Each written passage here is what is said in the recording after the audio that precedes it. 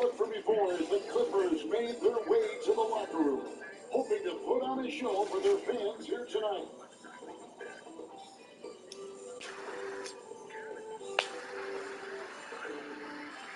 Welcome to this Thursday night in the NBA, right here on 2K Sports.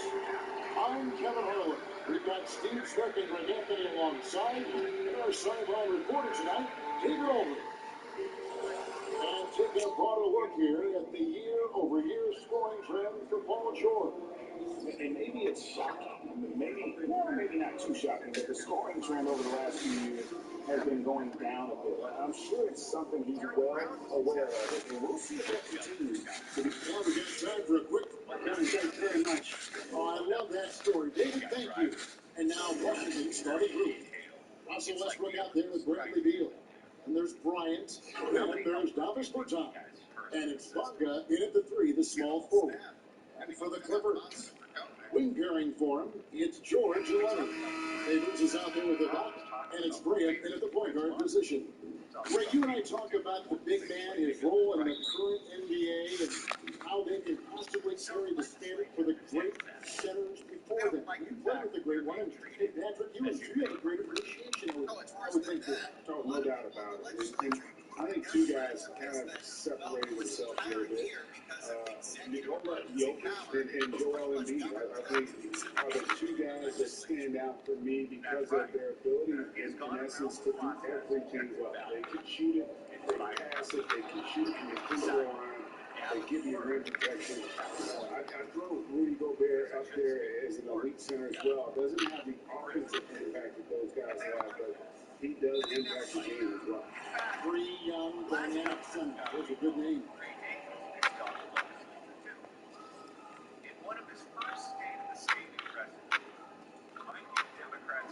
And here is Los Angeles now. Graham takes the favors. Ball's back loose. On the wing, Jordan. To the paint, Leonard. Kawhi Leonard with the slam. Well, Paul knows the defense is locked in on him, so he takes advantage and finds the open man. And about a minute gone here in the first quarter. Beal taking his time here. That one wide left. And here's Los Angeles. Graham finds Leonard. On the wing, Jordan. That's good. It's Leonard with the assist. George has got his second basket of the night. He doesn't need much time to get his shot off. Paul George is a dependable catch-and-shoot option. In OKC, Paul George showed he could be an MVP caliber performer. With Kawhi on the Clippers, he could be that 1B or that 1A. And in the first, a little over a minute and a half in. We're having trouble stopping this run. And the more trips they continue to come up empty, the more the pressure builds on them. Finish off by Beal. I love when Beal slashes to the rim like this, using that athleticism and speed so well. And BT, he has the versatility to succeed in different roles. Doesn't have to dominate. Yeah, but if anything, he's more comfortable scoring within the flow of the offense. With his all-around impact, doesn't need to force things to make winning plays. But if you need him to, he can. Three-pointer, And again, it's the Clippers from deep. And it just seems that every pass they make is leading to a score. Just great ball movement. First quarter of ball, almost 2.5 minutes in. Wizards have gone 2 or 3 here to start out the game. Beal against Jordan. Oh, and the dunk by Beal.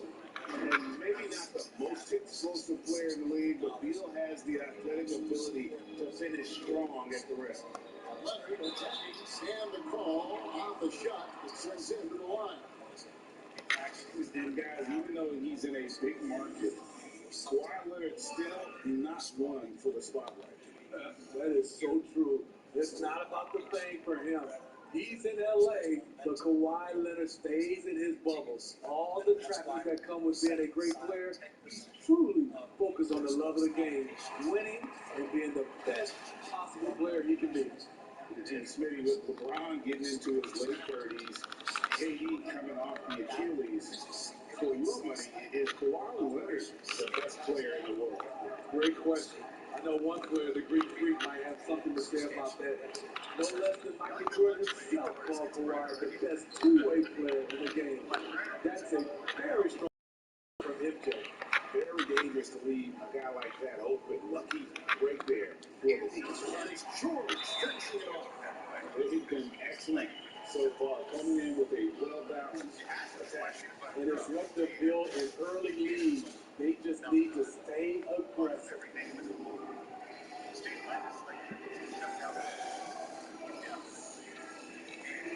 for a look at how the competition stacks up right now. These the new power rankings. They tell a great story. You look at the Timberwolves. They're gaining on some of the teams above them. Trying hard to crack into that top 5. And when I look at the Clippers, give them credit. They stuck to their plan here early on, playing their brand of basketball. They're showing everyone they have the potential to be even better. Westbrook against Leonard. Here with a screen on Leonard. Here's Westbrook. There's the draw. And there's the ferociousness. Westbrook taking flight and signing it down there with authority. To the middle. Here's Leonard. And too long on the shot. For the Los Angeles Clippers, they're coming off a good outing against the Spurs in San Antonio. Westbrook passes to Bonga. First time, screen on Favors. Here's Bonga. He's covered by Favors. 6 to shoot. Shoots the 3. Bonga gets the bucket. You don't see that play regularly from them, but it led to a made 3. So you can't knock them for trying it. Now here's Graham. He's been quiet so far. Still no points in the game. Leonard dishes to Graham. For the 3. Rebounded by the Wizards. And a hyperbole move the point right back at him to return the 3, but he just couldn't get it.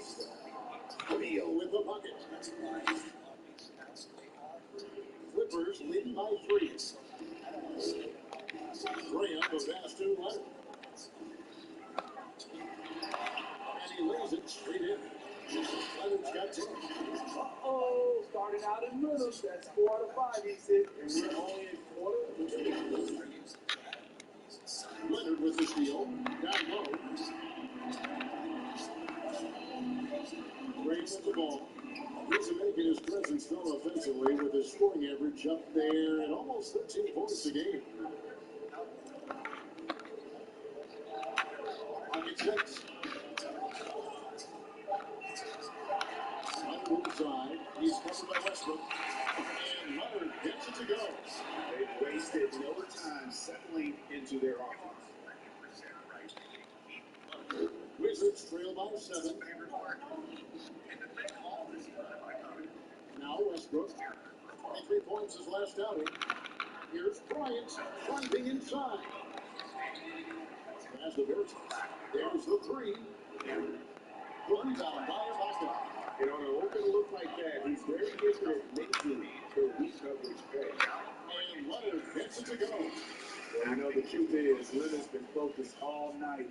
Has an array of go-to moves and the endurance to keep on coming. They get a hand on it, and the ball travels out of bounds. It was last touched by Jordan. All right, a chance to check out stats for Leonard. The past month has been surreal. He's putting up about 21 points per, just over 2 steals and 4 rebounds. And he is such a huge part of what this team does on offense. Yes, night in and night out, he's their go-to option. He accepts that responsibility and thrives at it. Washington calls timeout. They couldn't put the pieces together, losing the last matchup with the Lakers. And they brought some energy. I thought played well, but both teams really put on a great show. Unfortunately, someone had to lose. Nothing to hang their heads over. When you have two evenly matched teams on a given night, it's anyone's ball game. Many of their concerns and conditions as relates to enforcement, accountability, transparency, data collection as relates to creating a school opening hub, as it relates to PPE, as it relates to prioritization of vaccinations. Remember, 35 counties today, including this county, have prioritized their teacher because of the flexibility that we had previously afforded in terms of the vaccination distribution to prioritize our teachers. And today's announcement clarifies that further with a numerical number, 10% of all subsequent. Nothing runs like a deer. Run with us. Check out some stats for Paul George. And guys, I think the best way to measure his performance these last 10 games is his effective field goal percentage, which has improved, a sign that his game is in much better shape than it was. So much more to come in this show. All right, big crossover. Check out the handles on Fred Van Fleet on Giannis. And Joe Haka, he'll play it up. Even over Giannis. Look at the notches here, though. Right? Look at his brother. Look at Giannis' brother makes a great face on this. Brand defending, Look at that. shooting foul as the whistle blows. He'll shoot two So free we're going to throws. spread a little underrated here with They the get handles. their favors. And he is under. Part of the reason why he's game is as elite as he is. When you don't expect him to be able to do the things that he can do, it keeps surprising you. This is the time Just when you don't expect where it, the officials can review and special detail what constitutes the original personal foul. Getting a different angle can sometimes make it a lot easier All right, to Viv, do. Greg and enemies. Lee, and the one thing with Hard to replay hit review, Wes that Matthews when with you the see the hezzy, slow motion and replay, then drains the you really get a three. new So appreciation for Viv, just KD, the speed at which these would you call players that move. non-flush? And how fast the action really is, and how hard it can be sometimes. What is he doing there? To make the right He's just call. like, I And see so the word greatness. is in, I know but decided to get the greatness. call, I'm good about it greatness. was made on the floor. And you know, even if a coach still feels this wasn't the right call, That's like, you gotta remember acknowledge back in the day the in high effort school being games, the to review OGs it. would Just stand double up, checking and then they continue would on. stand up underneath the Catching up on the basket, changes for hold the their Clippers. drapes, and be like, Robinson's "Dude, checked you in got for to Kawhi stand Leonard. now. We just go." Joe Ingles comes in for Joe. That looked like And it's boy, done. you He gives it back to like Green. And the Clippers make their change here. Amazing. Joe Me is trolling. checking. Take a look at this next thing. James, who's all the floor for the Lakers? Good uncle. And Steve, as we get into the middle of the season, do you have a good idea of who the contenders are Richard, at this this sounds like point? you. The Really? Did thing to Kyrie learn force that is from you? that you know for sure what they are. Kyrie's There got are a lot always of some troll in teams him. That's why at the beginning of the segment, he was our beginning of the show, he was like, oh, no, Ingles we gets to want that. their full team. That's what everyone wants. He knows. Kyrie was the closer. This is Kyrie that was one. the He's guy 0 that for 1 knocked from down the floor. 90% of the free throws. Wizards Yeah. trail by 7. Just imagine RJ with that. Deal with it. Yeah. It's about to pick it up. Yeah, well, I lived it, sadly. And in fact, so did our next panelist. Robinson That's pulls right. it in. So did our next panelist. We now welcome in NBA insider. Dave, we wanted you earlier for the Lakers segment. Your camera is working against you, but I have to say, I'm thrilled you've joined us for this segment instead, because we're going to talk about trolling. And you covered Richard Jefferson and Kyrie, so you know all about trolling. Larry David is your favorite, so I think you are perfectly qualified for this segment, and I will tell everyone why. Top-rated casinos claims to know which NBA players are the most trolled on social media. They compiled roughly 3,000 tweets sent to various NBA players between October 2020 and January 2021, and each tweet was analyzed for positive, negative, or neutral words using the online analytics tool that they developed. Now, hat tip to Alex Kennedy, Teddy, for bringing this to our attention. Owen Brackett over at Insight. According to the study, Steph Curry was the most total player, followed by Russell Westbrook, Joel Embiid, then LeBron, then KD, then Kyrie. So Dave, as someone who I know studies the internet responses more than any of my other friends, what do you think about the fact that Steph's at the top of that list and then the other guys are down further? Well, Rich, what I love about it is that both LeBron and Steph Curry are one of the top most hated players and also one of the top most loved players to analyze those tweets. It reminds me of that Final Chorus commercial he had for Nike where he had all the fans in the stands and there was the lovers and the haters. And to me, like, that's what brings more attention to our game, to the NBA. If you have these polarizing figures, you bring in all sorts of viewers. And whether they like them or dislike them, they can't keep their eyes off of them. And I think that's great for the NBA. Oh, it's great for the NBA. It's great for all of us. It's great for these players. Because the opposite of love is not hate. It's indifference. I'd rather you love me or hate me, but don't care about me. I'd rather you have a negative or a positive opinion about me, but have an opinion. Tell everybody your opinion. Tell them you love me. Tell them you hate me. But just don't say you don't care, because then it becomes a problem. And for those of you just tuning in, the second quarter of action is where we're at right now. And let's quickly break down the game we've seen from the Clippers, guys. In that first period, they showed a willingness to make the extra pass. That's really hard on a defense, having to play deeper into the clock and having to cover a lot more ground. Taking a look at the Wizards. Obama out there with Troy Brown. Then there's Russell Westbrook. Then there's But Leonard. then, It's you, a Neto social at the lovely point. NBA fan, I kind of picture you never getting a I'll hold tell of the you what, internet. when Kawhi knifes You it never straight to played the against rim, Toronto in the it's next postseason. level. You never get to play against Toronto in the postseason, RJ.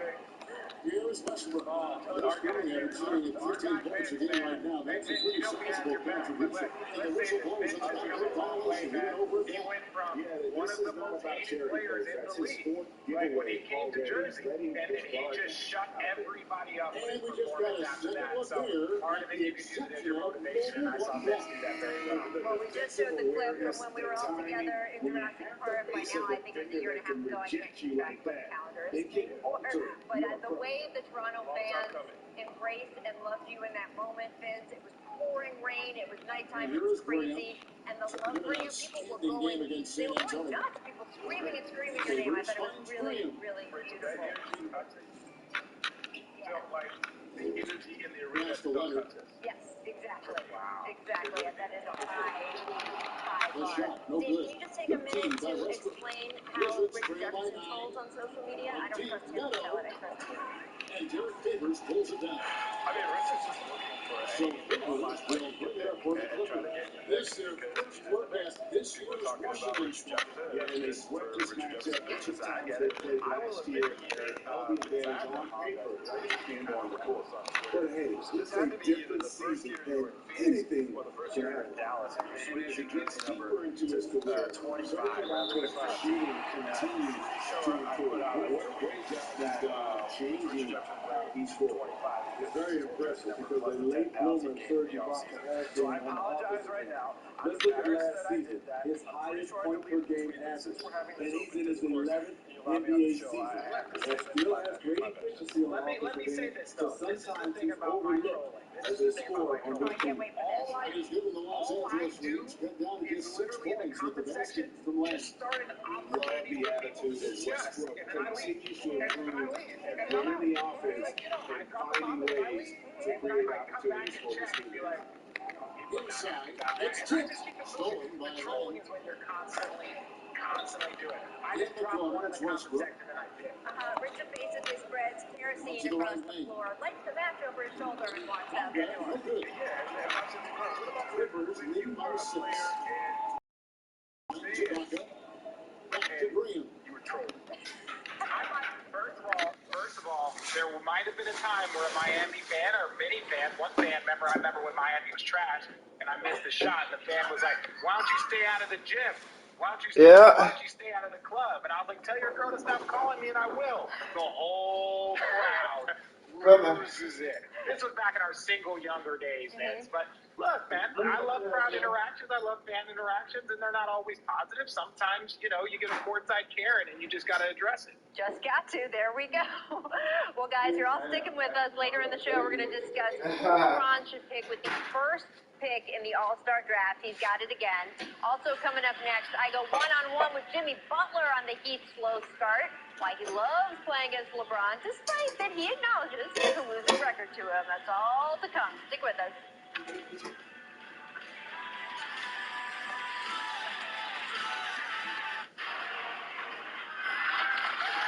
Excuse me. What year is it, please? It's a 79 Run for your life! Thank you. Oh, sorry. Oh, I just remembered. Pompeii was destroyed in 79 AD, by the way. What was the volcano called? Volcano. Alexa, what volcano destroyed Pompeii? Mount Vesuvius. Mount Vesuvius. For real. Dave got the win. Absolutely amazing. Now, get the gear. The Buccaneers have won the Super Bowl.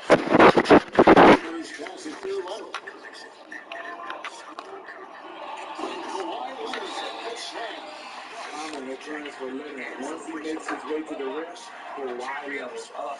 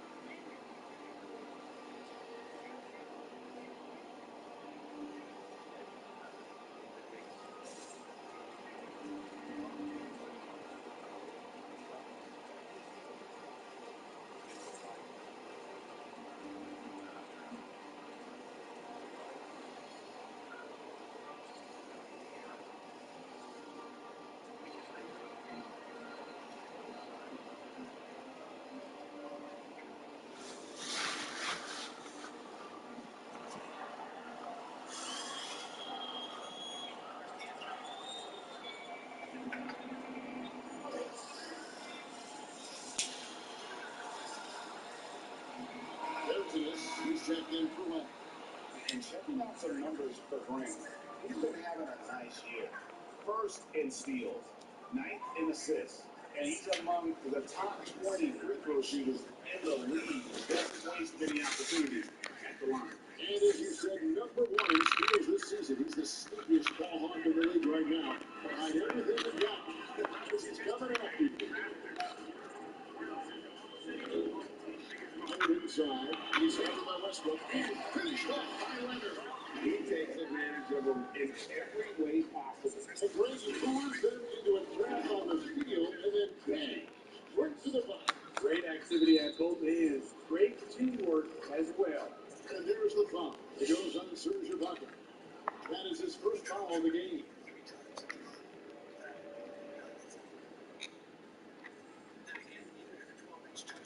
We're just over 2.5 minutes into the second quarter. Westbrook passes to net. Back to Westbrook. They set the pick. Oh, and he pops it off the glass. Chambers surveying the floor. George against Westbrook. And it's Paul George with the finish. They gonna punk Westbrook all fucking day. Punk that nigga. Yeah. It's the Wizards now, down by 12. They'll be hosting Orlando for the next one. That'll be the first of two straight at home. Leonard against Westbrook. Ryan in the post. Still looking for his first bucket in this one. And that's how you do it. The block is still able to surprise people very quick off the floor. Clippers leading by 10. Outside, George. Going inside. No good that time. Washington's gone 1 of 3 from way outside since the start of the second quarter. And Zerabaka will bring it up for Los Angeles. Only allowed 5 points in the quarter. Wizards trail by 10.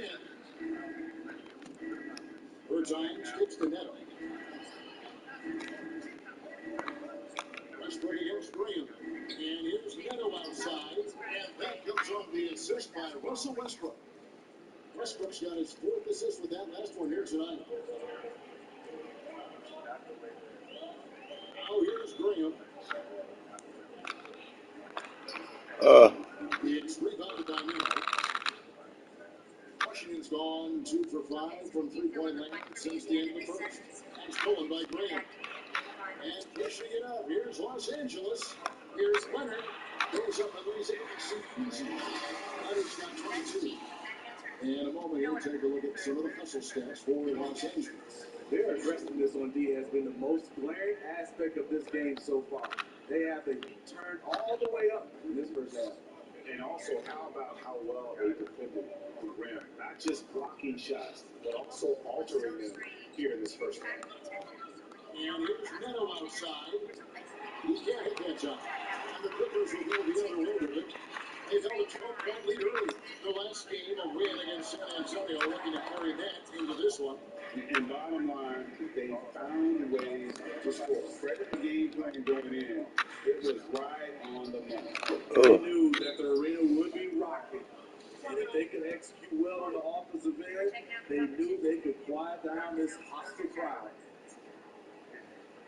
I will say though, just when you think you're famous, Jimmy, Joe Ingles is checked in for Serge Ibaka. And a new group getting ready to come in for Washington.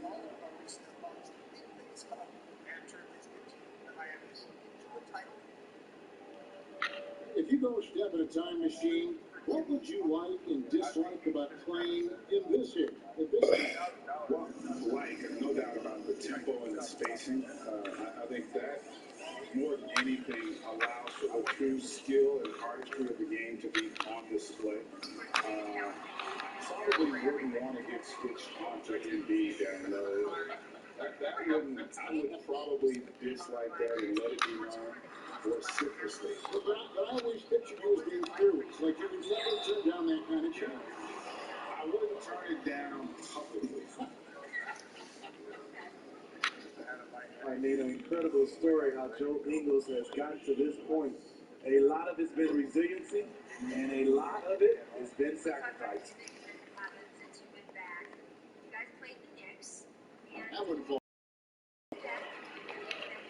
stayed down, never played for foul, and then you had the vision of this Westbrook with it. And here's that intense defensive look. And there's the try. Shoots over Leonard. And that'll be 2 free throws coming up. Officials on the call with the foul. It's on Kawhi Leonard. I'm happy I never had to guard Westbrook. I'll be honest. He might be the last guy I want to check in the NBA.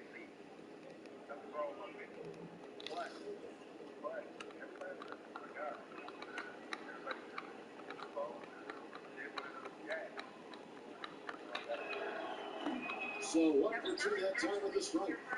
Hard to believe that Westbrook is in his 30s. Elite burst. He's still one of the more feared players for opponents. To the inside. Lopez with the steal. A floater, and it's finished off inside by Westbrook. Westbrook's got 5 now. Man, I'll tell you, when you get your floater game going, it's a tremendous weapon. Now, Leonard. He picked up 24 points in their last one against the Spurs in San Antonio. Yes, I like how he defended as well. You know, he got a couple blocks in that game and just an all-around great effort. And here's George for 3. And Derek Favors picks up the foul. That'll be his second foul of the game.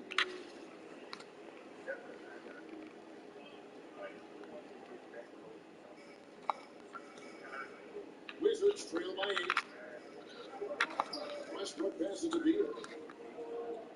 Here's Lopez. Stockbridge finds Westbrook. Shoots the left eye. And all quarter long, it's been the same story. Inconsistent with his offense. It's good for long range. Kawhi has all the physical gifts, and the one thing I love, he really can pass.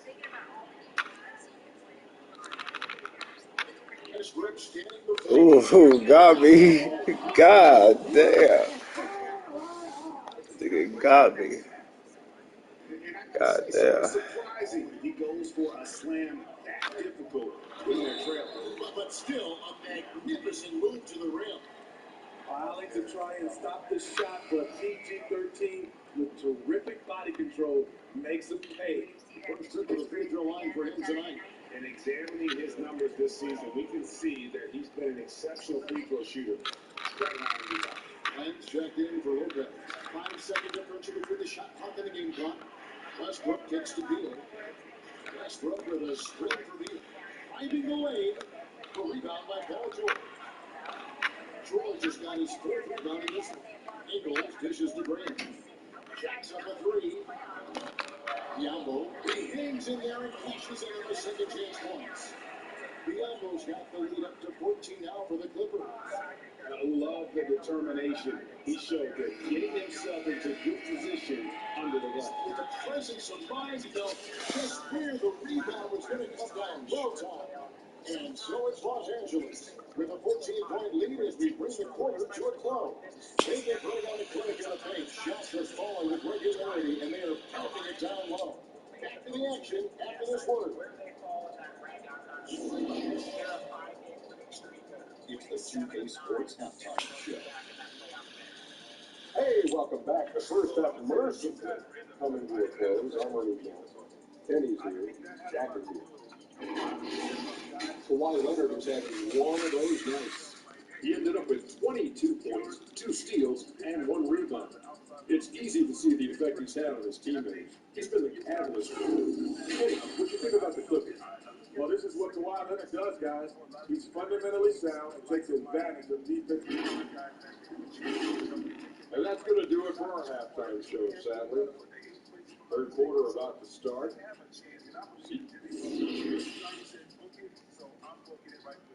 they have a chance, especially in an Eastern Conference, where there are still only 4 teams in the East that are even above 500. And there wasn't too much drama in the first half, but maybe things will tighten up here in the second. Kawhi Leonard really has his fingerprints all over this one. Yeah, and just look at the numbers from the first half. He has been very efficient. And it's not like everything's been at the rim. There's been a number of jump shots along the way. All fueled up and ready to go. Let's reset the lineups courtesy of Gatorade for the second half of basketball. Taking a look at Los Angeles. We've got a bucket. Paul George is out there with Devontae Graham. And it's Joe Ingles. And it's Diallo with the 5. All in the face. And that is the exact type of opportunity this offense is looking to create. You know, if you get the ball to the right guy in the right spot, more often than not, you're coming away with points. From deep Ingles. The basket is good off the assist from Graham. Ingles has got the first basket in the third quarter for the Clippers. Here's Beal. He's got 11. And here is Berton. Outside Beal. Berton's a screen on George. Beal's got 13 points. And there's not an area on the floor where Beal can't do damage. He is a handful for any defense he goes up against.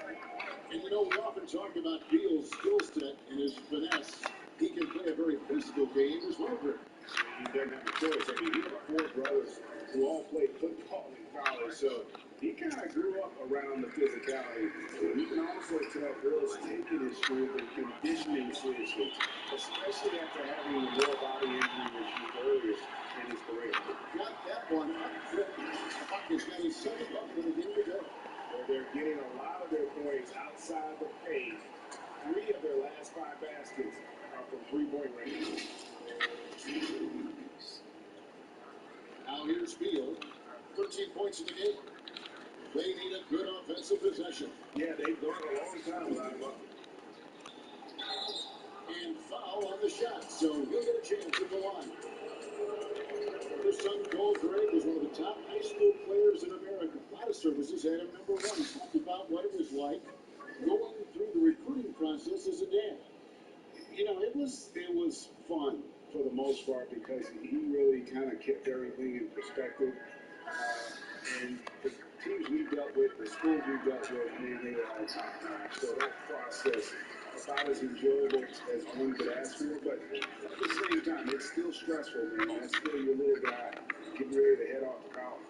Well, you're a dad and a proud one at that. Eagles passes to Biombo. Right to Eagles. Kicks it to Biombo. 5 to shoot. Knocks it loose. Beal with the steal. Whistle blows. Fuck. Good. He'll have a chance at the line to get a 3-point play. And I think the contact helps Westbrook. I mean, so competitive. This guy invites that bump. Leonard, he's checked in for Joe Ingles. And a switcher also for Washington. Lopez, he's checked in for Benjamin. George, banked in off the glass. George has got 14. Added to this lead, he's been dependable and consistent at the offensive end. And here's Westbrook. He'll bring it up for the Washington Wizards. It's a 16-point game. Beal the pass to Westbrook. Beal with the screen for Westbrook. Back to Beal. The pass to Westbrook. Fires from deep. It's Biombo with the rebound. LA's gotten a lot of looks from outside tonight. 5 of 12. Graham finds George. Here's the 3. And again, it's the Clippers from deep. The mechanics on Paul George's shot are so good. In the end, the range makes no difference. Wizards trail by 19. Westbrook passes to Bryant. Beal against George. Counting good. Bryant's got his second bucket of the night. Yeah, the D has not been able to keep the ball out of the paint at that end of the floor. Clippers leading by 17. We've gone about 2.5 minutes into the third now. George with the ball. 17 points in the game. Round to foul on the shot clock. And that's a foul. Call out Bradley Beal. That'll be his third foul so far. And you can see he just didn't get squared up with his feet. And Los Angeles with some changes. Luke Kennard, he's checked in for Kawhi Leonard. Reddick comes in for George. And it's done in for Devontae Green.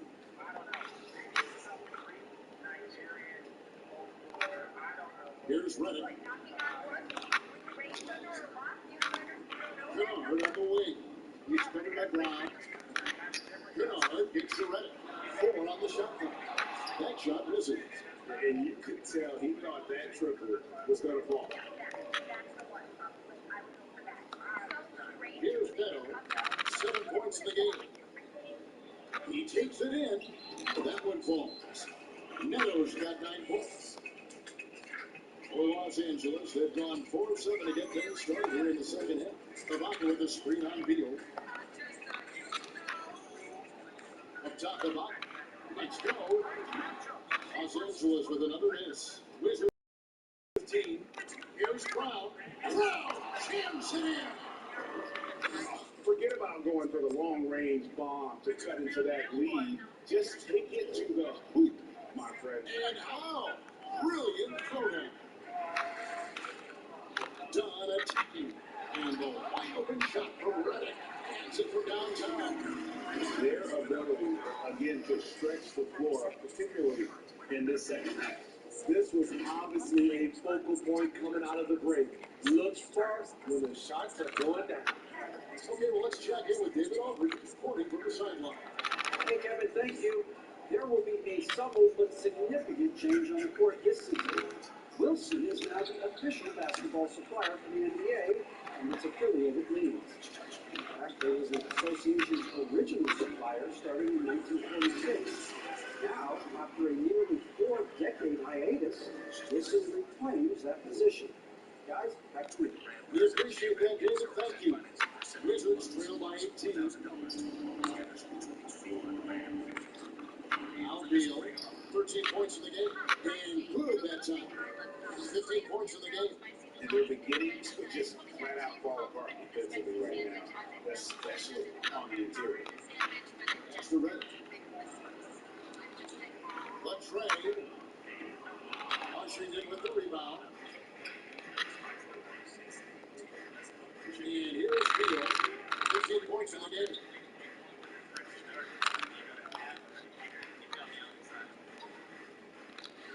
Into the lane.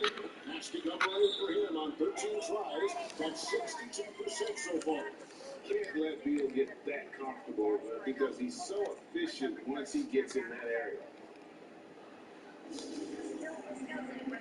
And Los Angeles with some changes. Favors comes in for Bianca. And it's Leonard in for J.J. Redick. And then for Washington, Alex Williams check in for Lopez. And Dallas Bertan subbed in for Brown. Fires to the hoop.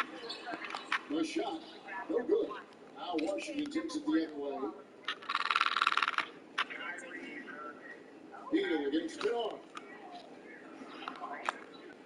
From 13, and he gets the whistle. 2 free throws coming up.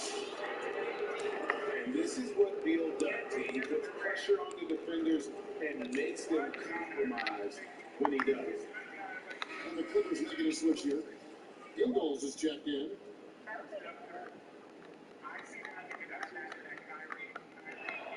And the second free throw, good. And quite simply, Beal is an all-NBA player in our league. A multi-dimensional guard who does many things well, especially scoring the ball. Oh. Here's Bello. Dunn covering. Beal with a screen on Dunn. 107 left to play in the third. Here's Beal. He calls for basket number 9 for the field. He's taken 14 shots to get there. Not hard to see why they're giving up points on this one. Just too many good looks from his play. Now, here's Dunn. Favors passes to Dunn.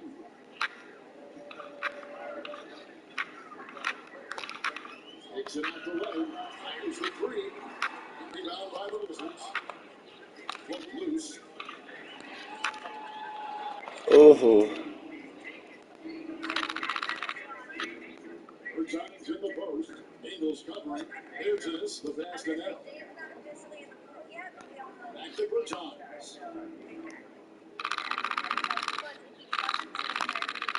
Passes it to Wagner. Just fine to shoot. Here's Neto. Out of hand at it. And they force the shot clock violation. Great team.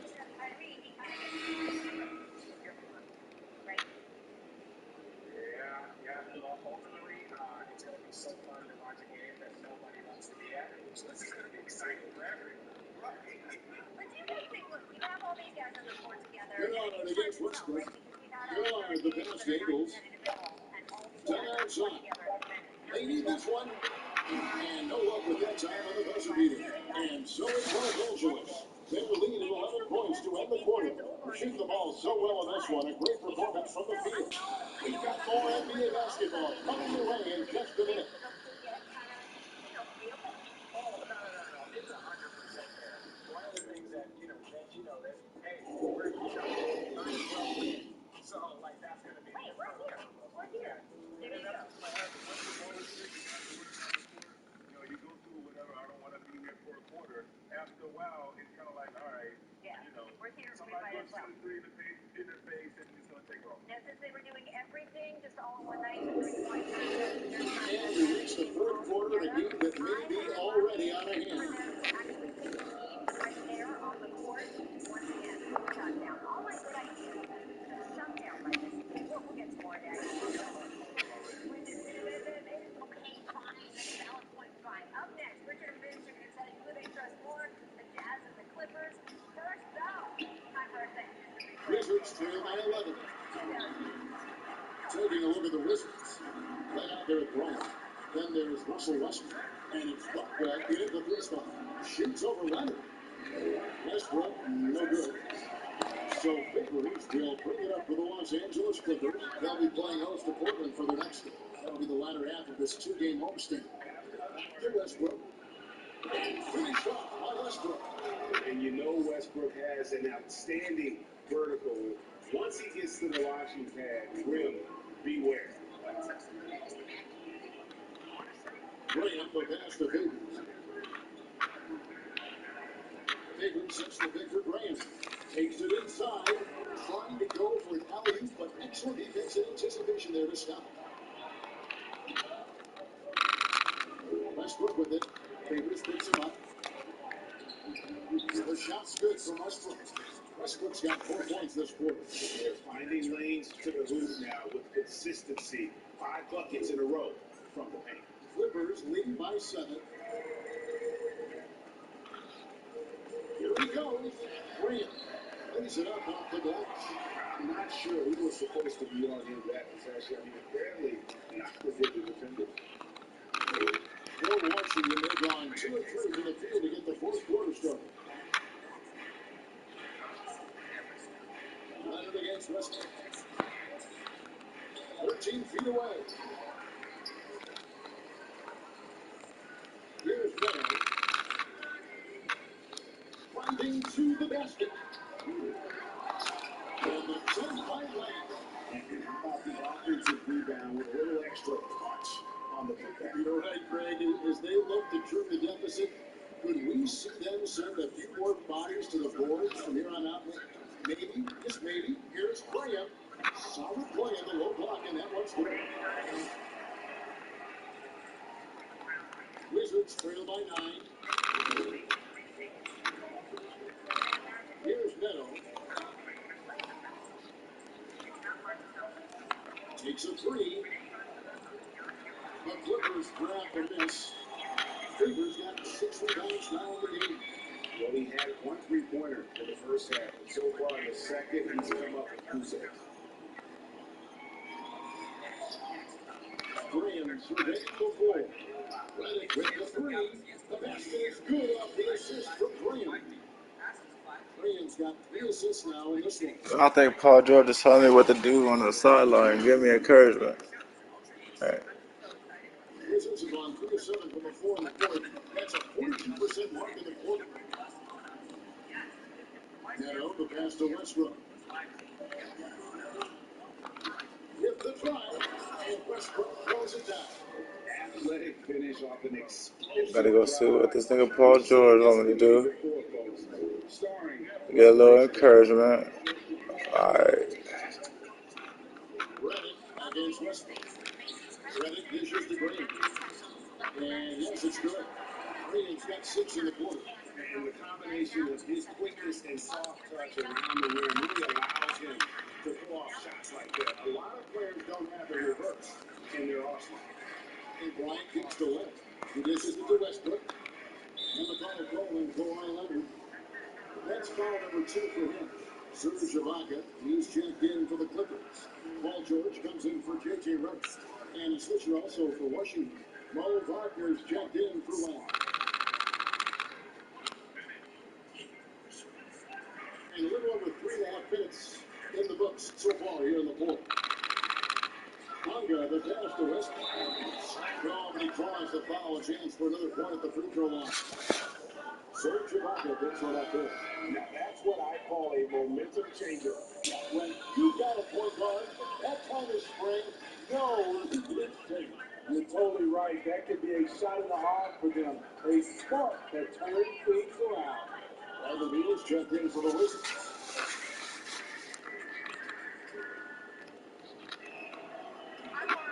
Los Angeles calls timeout.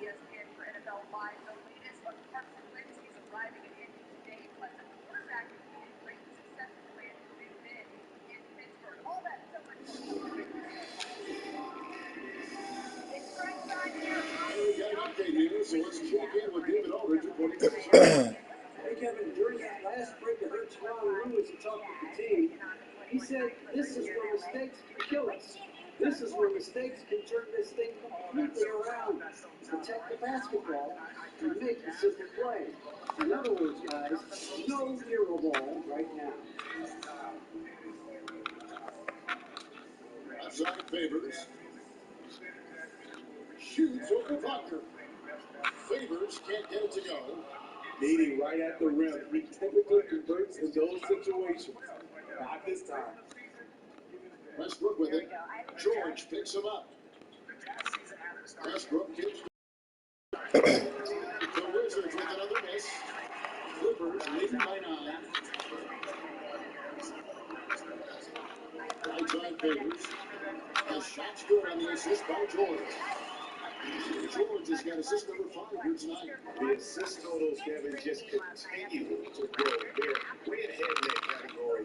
Ball movement has been flawless. Beal against George. Left side Westbrook. Beal gets a wide open look. And 3 off the mark. The defense got lucky there. That's one you expected to win. And George with the stop. So smart with the ball in his hands. George reads the floor well and takes advantage of what's there. Leonard with the steal. In the corner, George with it. Driving in. 11 feet away. Beal pulls it in. And so it's Beal. He'll bring it up for the Washington Wizards. Trailing by 13. Beal with a screen for Westbrook. Outside for Beal. Gets to the corner and buries it. Beal's got 22 points. And it's fun watching Beal take these shots. He's a master at knowing when to catch his fire. I mean, a lot of that makes sense. Graham with the ball.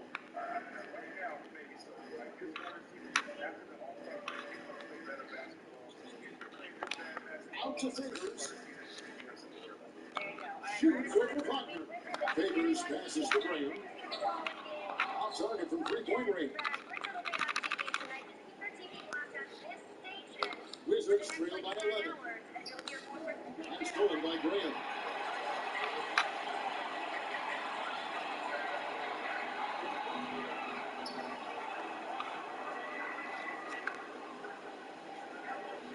And there's a minute 45 left in the fourth quarter. 6 on the shot clock. Takes the 13-footer. No good on that one. And passes it the other way now. Outside Beal. Leonard with the steal. Green. There's 1:17 left to play here in the fourth. And there's the try. And contact on the shot, so he'll be shooting free throws. They get Russell Westbrook. Now it's taking a moment to get your guys' take on the scoring so far for Los Angeles. What tremendous passing we've seen from them today. A very unselfish performance all around. Yeah, but also give them credit for the layups they had tonight after strong drives to the basket. Bertinus, he's checked in for Washington.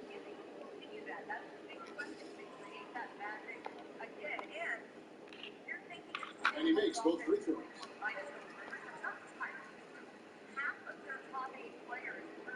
And 11 left in the fourth.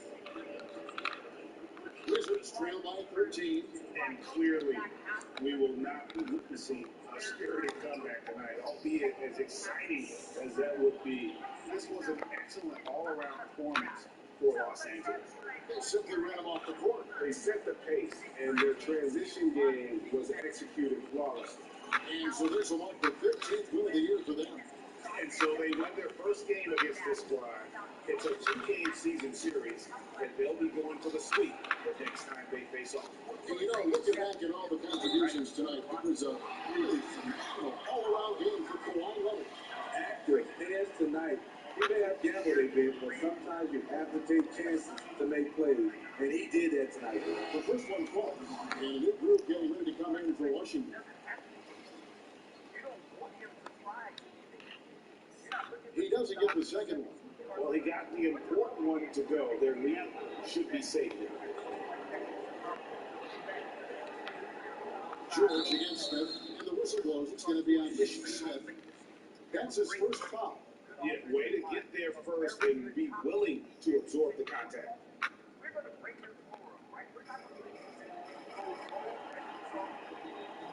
.29 seconds left in the fourth quarter. Graham dishes to George.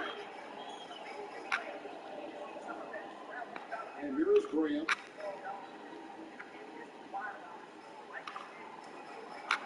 Shot clock at 5. Let's it go from 11. And that one hits that guy. Smith feeling it out of it. Good on the shot. Great dribble move by Ish. His ability to alternate speeds, a big part of his success. So it's Los Angeles winning this one easy. Some good competition, but the hometown advantage and their ability to stay focused, I think, make it up. Yeah, and the first step to becoming a good team is your ability to win at home. And they really seem to revel in that opportunity. And this is what they came out to do. And now, let's check in with David Aldridge reporting from the sideline for our player of the game. David, take it away. Hey, Kevin, thank you. Kawhi, I guess it's fair to say defense really set the tone for your team tonight. For sure, that's what we're trying to build up to, being a great defensive team. And we just want to keep that energy at the start of the game. Appreciate your time, man. Go enjoy the win. Kevin? All right, David, thank you. And that about wraps it up. Now, for Greg Anthony, Steve Smith, and David Aldridge. This is Kevin Harlan. Last year as your starter, or potentially a quarterback that's going to be available in free agent this offseason that might be a retread of Mitch Trubisky, potentially Marcus Mariota, Ryan Fitzpatrick? The answer is probably not. Now, I get it. Carson Wentz played inferior to some of the names that I just mentioned last year. We began the show by highlighting the connection between Carson Wentz, and Frank Reich in that magical 2017 season. And I'm glad that RC mentioned that there's a middle ground between being 2017 Carson Wentz and being what he was last year. The Colts can get that out of Carson Wentz, and that's good enough to keep this team competitive going into the playoffs next year. Yeah, let's bring in Mina Kimes here, who's joining us now. We're so glad to have you, Mina. Let's talk about that 2017 season, because I think that's what everyone's keying in on, right? That's the magic with Frank Reich. Taco Bell, nigga. Did we just go to Taco Bell? I don't think so, Laura. I mean, Carson Wentz to me is a little like the Shropshire detective. It's probably never going to hit the peak of what it was early on, and large part of what he did that 2017 season was unsustainable. He was incredibly good from third down that year. The best in the NFL by a massive margin. He has not repeated that success on third down since then. He wasn't as good on other downs. My colleague Bill Barnwell has written a great deal about how when you look at quarterback performance over the years, when you have that sort of outline performance on third down, he tends to regress to the mean. I think it's far more likely that we see 2018 or 2019 Wentz. And like Bill said, I understand why that might have been the best option for the Colts. But realistically, 2018 or 2019 Carson Wentz isn't that much better than 2020 Phillip Rivers. So even if Indianapolis treads water and your defense still looks good, obviously they got good coaches and good offensive line. Are they better than they were last season when they ended up losing the wild card round? I'm not so sure, no matter what kind of, even though we're probably going to get some improvement from Wentz. Listen, I know we're talking about 2020 Phillip Rivers, but if we're going to compare that to Carson Wentz, we have to look at 2019 Phillip Rivers, who had 20 interceptions, who was a guy that had been the franchise piece to the Chargers, and it was time for them to move on, and you get Phillip Rivers. Jacksonville game early on in the season, he has 2 interceptions. Later on in the season, the Cleveland game in some bad weather, he throws some picks as well. Those are the games that Phillip Rivers lost. But for the most part, he kept his team afloat. He kept them in the game because he stopped the turnovers, and that was because who he was playing with. Listen, I'm not asking him to give me Matthew McConaughey and to give me Woody Harrelson. What I'm asking you is to not give me Vince Vaughn, and that will be a season I can deal with. I may be the only one. I think Vince Vaughn is really funny, but I think I'm also a tweet, so that's probably a big reason why. Oh, Field agrees with me. Awesome. All right, we got so much more coming your way on NFL Prime. I'm set. Okay. Carson Wentz is off to Indy to start a new chapter in his career, but wasn't the right move by the Eagles? Some think they didn't get enough in the deal. More on Philly's quarterback. And Big Ben's future in Pittsburgh is in question. We'll lay out the Steelers' realistic options, including a quarterback they could take a chance on who might surprise you. All that and so much more. The movie references, the shows, come your way on NFL Live. Sexy.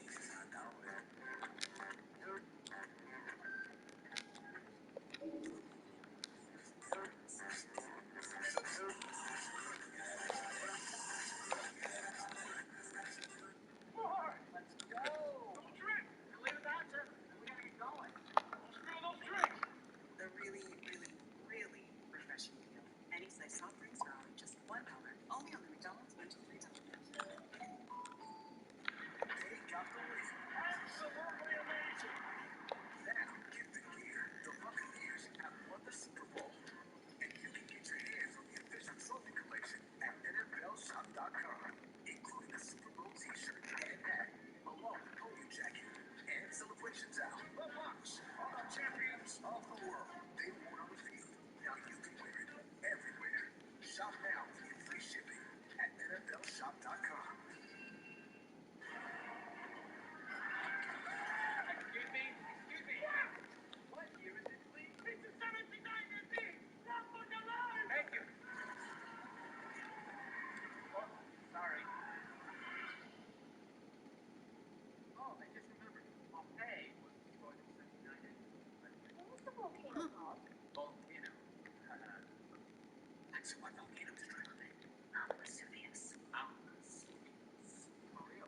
At 1-800-CONTACTS, we're here for people like Bianca, who'd rather get new contacts from her doorstep than her doctor. Welcome to fast free shipping, Bianca.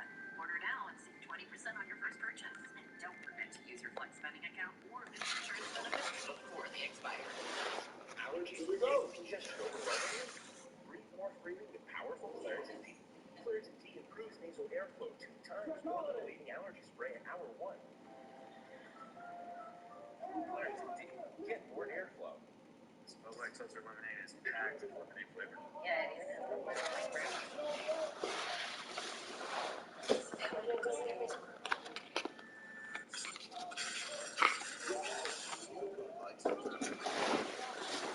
Dear 2020, you had your time. Now it's our time. Time to get away to the amazing final freedom, boundaries, limitations, even virtual backgrounds. To create the great free. Ready to break free? Plan your future getaway with Norwegian Cruise Line. Sail safe. Feel free.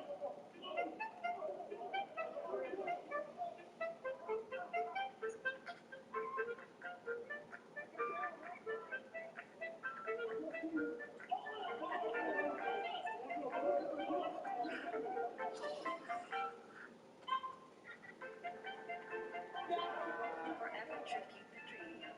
Explore as well as always open options. Because the best trip is wherever we go together. Hey, what's wrong? Nothing.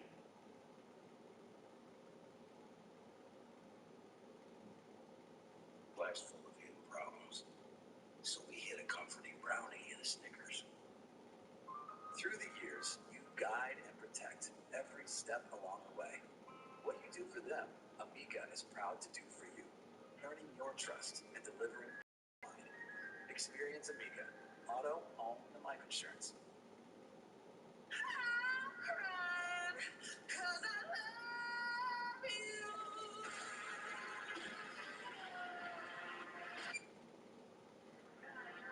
Pepsi Wild Cherry. You might see them as just flowers, but here, they're more than that. They're an enduring symbol. And this April, the azaleas are back at the Masters. Melbourne, Australia, where Naomi looks to cement her legacy. Where American Jennifer Brady announces her arrival. Where anything is possible. The Women's Championship, late night tonight on Espn. Looks out to his left. Austin along the sideline, going for Chase. Quick move. Who catches it in stride? Bring it up left. Touchdown. Schuster. Steelers are on the ball. But Jason perfection. Jason Lombardi.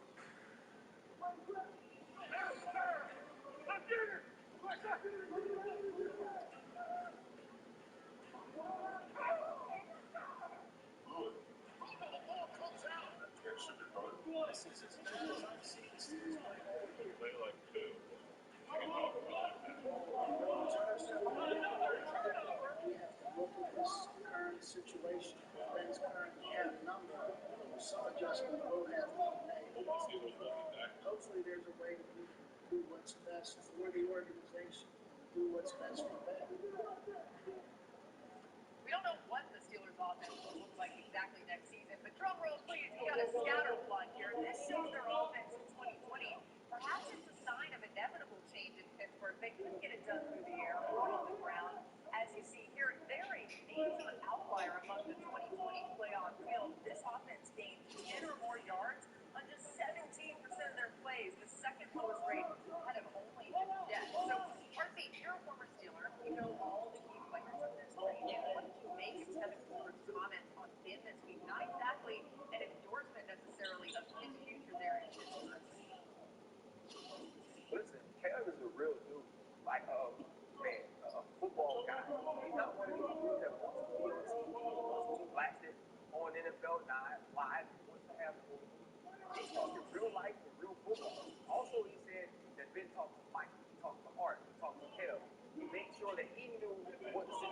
was before it ever went public. Now, he's in a hard situation, in a hard spot, because Vic basically held up a sign that said, we'll work for the Steelers for free.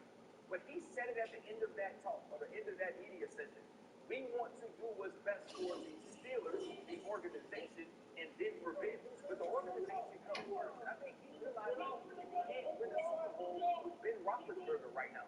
And listen, I was on the phone with Troy Polamalu when he was going through things, and he was eventually released. And I was thinking to myself, if they can do it to him, the best Steeler I've ever played with, the best player I've ever been with, if they can do it to him, if he can be released, then anybody can go. And Ben Roethlisberger's no different. God, I wish I could do that kind of flex on air and just say I was on the phone with TP, right, Clark? It's so cool. All right, I was thinking about this because earlier today I was thinking, well, the Steelers are in a really tough spot. They're capped out. They don't have a lot of options at quarterback. Maybe they can just restructure Ben and begin to transition. But then I put my mindset, or tried to think about what it would be like as a Steelers fan watching next season. Because the reality is, if Ben Roethlisberger is the quarterback, what you saw at the end of last year in the playoffs, that's what it's going to look like. It's probably going to be worse, frankly, because that arm isn't getting any better. And the more I thought about that, regardless of whether or not you think this team is a Super Bowl team without him, that's not watchable football. That's not good for the organization.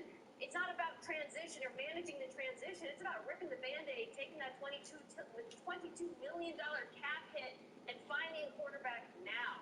I would say take a gamble on trading for Darnold. Trade up in the draft. Do what you got to do because Mason Rudolph ain't it. But you got to come up with some sort of solution now, or at least experiment. Because I'll tell you, what you do know is that Ben Roethlisberger isn't the quarterback that's going to take you to the Super Bowl next season. And that's the hard thing, right? Coach Tomlin always talks about his emotional bank account. That's what this decision is about. Coach Tomlin was like, there's certain people that can do certain things because they've deposited money where no player on this team has done that more than Ben Roethlisberger for Kevin Coleman. If this was another quarterback, it's an easy decision. You say, you know what, we're going to cut out all the with a different quarterback, with a different plan. You know you cannot win a Super Bowl with Ben Roethlisberger.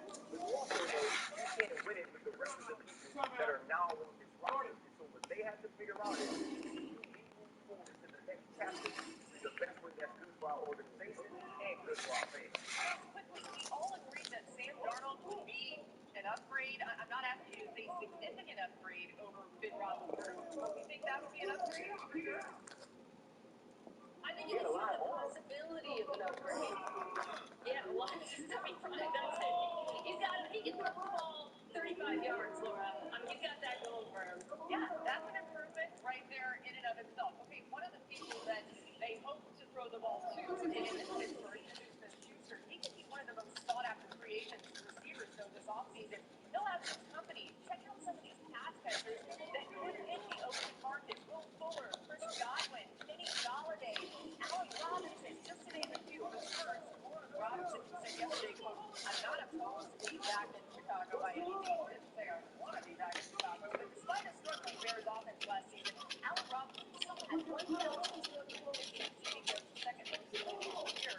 He was responsible for 42% of Chicago's receiving yards, the fifth highest rate last season, behind only Javon, Justin Jefferson, Stephon Diggs, and Devontae Adams. And even Memphis, he said, could it be time for Robinson to move on? The Bears and Jaguars have combined to post a 35-53 record in games each season. So, Ryan, I'm told that we're talking Allen Robinson. So, just tell the people out there exactly why that is. Well, you know, Laura, here I was just doing my job, trying to work my way toward an extension in the offseason. And I'm on Bears social media. And they asked me, you know what I'm saying? They asked me, very good record at the time. I was like, yeah, I will need the number one. I've been thinking number one, taking DeAndre Hopkins, T. Adams, Julio Jones. Like, I was like, they don't really have one. So the Bears fans plugged me, and you know they tagged Allen Robinson in it too. Like he was going to beat me up. He found out I said he wasn't the number one. And so I'm not going to lie. I started watching the I was like, I kind of need to not be number one. So I don't think for me,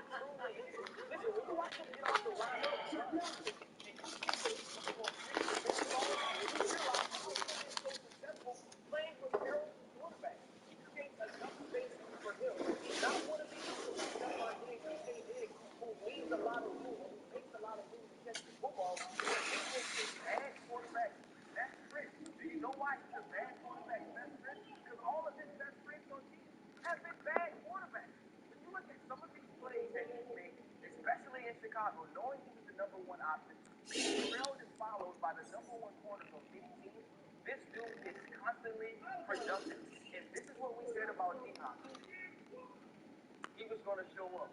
Allen Robinson is in that consistent conversation, and he needs to be compensated as such. Love this. I feel the exact same way. So much so that when I would watch the Bears last year, or really the last 2 years, I wish I could just grab that necklace and just call a 50-50 ball to Allen Robinson, because I guarantee you that is better than anything else that you're going to come up with from Mitch Trubisky. And most of the time he caught it. Brian, you mentioned D-Hop, and I think about a conversation I had with Hopkins when he got Watson, where he was telling me how grateful he was when he got Deshaun Watson. He almost got emotional thinking about what he went through in terms of quarterback sequence and wide receiver. I want that for Allen Robinson, and I know he chose Chicago over Green Bay. There's Packers fans right now screaming that. I get it. He made a bad call, but at this point in his career, I don't want him to go down that Andre Johnson path where he doesn't get to play with an elite quarterback or even a really good quarterback, because he is too good, and he is a true number one wide receiver. Yeah, Mina, to your point, Robinson was the only receiver with at least 100 receptions and no drops last season. I also like it on this show when we make movies from the right part. Glad to eat some of that crow about Allen Robinson there. All right, we got more coming your way. Trevor Lawrence is the consistent number one pick in the upcoming NFL draft. But who's the next QB off the board? And those are the starting lineups. Interesting matchups tonight. Stick around. We'll be right back with more.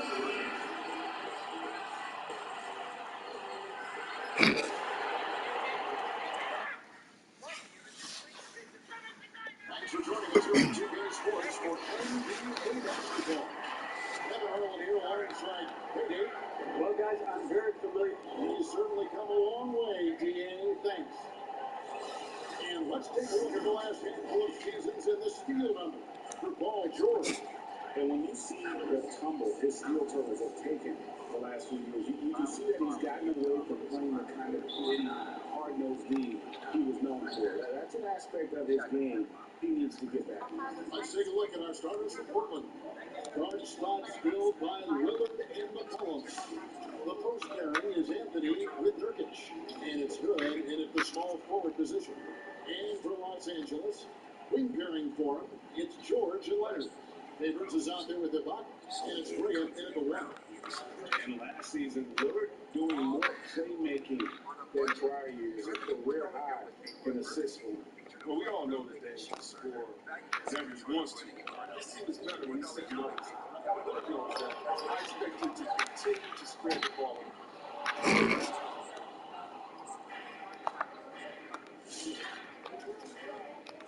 Collin passes to Nurkic. Lillard way outside. Sinks it. What range from outside. Wow. Lillard's got 5 points so far. For the Clippers, it's been a slow start here. It's a 5-point game. Graham dishes to Jordan. Yep, that one goes in there. And it's really hard to knock George off his balance. He's just so long and strong. Nice take there. Just over a minute played here in the start of the game. Here's McCollum. Good. Quick play by Lillard to set it up. Just such a well-rounded offensive player. He's got a little bit of everything. Here's Leonard. Nurkic with the block. Lillard looking around. A shot by Anthony. Nobody around. Off target with his three. Clippers have gone just 1 of 4 to get this game started. Here's Leonard. That's in, and he found his range with that one. 1 for 2. Talk about someone who knows all the angles. Kawhi on the interior. Kawhi Leonard with the slam. Well, if you don't take care of the ball, fellas, that's what can happen. Absolutely great. That makes the turnover even more painful. Going defense to offense is instant. Every team now calibrated to do that. And Lillard gets it to go. You gotta love how clever Lillard is. I mean, he's exceptional at telling the apart with his dribbling move. Leonard attacking. Kawhi Leonard with the slam. He's powered it down with both hands. You know, he's not going to miss that. Oh, no, not this fella. He is a superb finisher. Leonard with the steal. George finds Graham. Back to George. Launches a three. Drills the three-pointer. George has got his second bucket of the night. And look how quick on the draw George is. At the moment he's got the ball, he's in motion for the shot. Just over 2.5 minutes played here so far in the first quarter. Now, here's Lillard. Drops game at 34 points.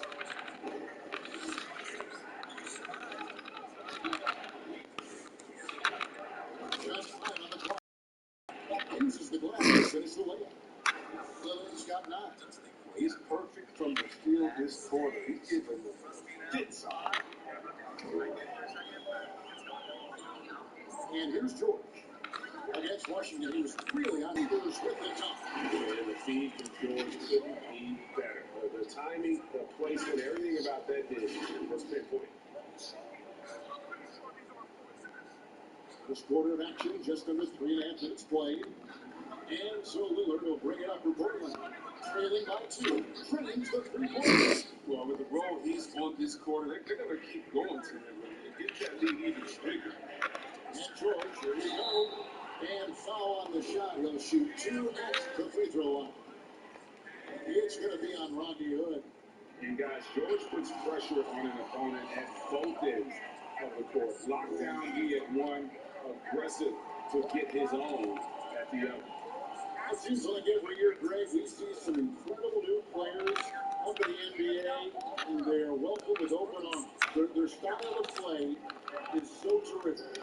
No doubt about it. You know, guys like John Moran, I think he's got a chance to be one of the greats. And any list about the future of the NBA has to include Luka Doncic. I don't know if there's a better basketball talent than that young man.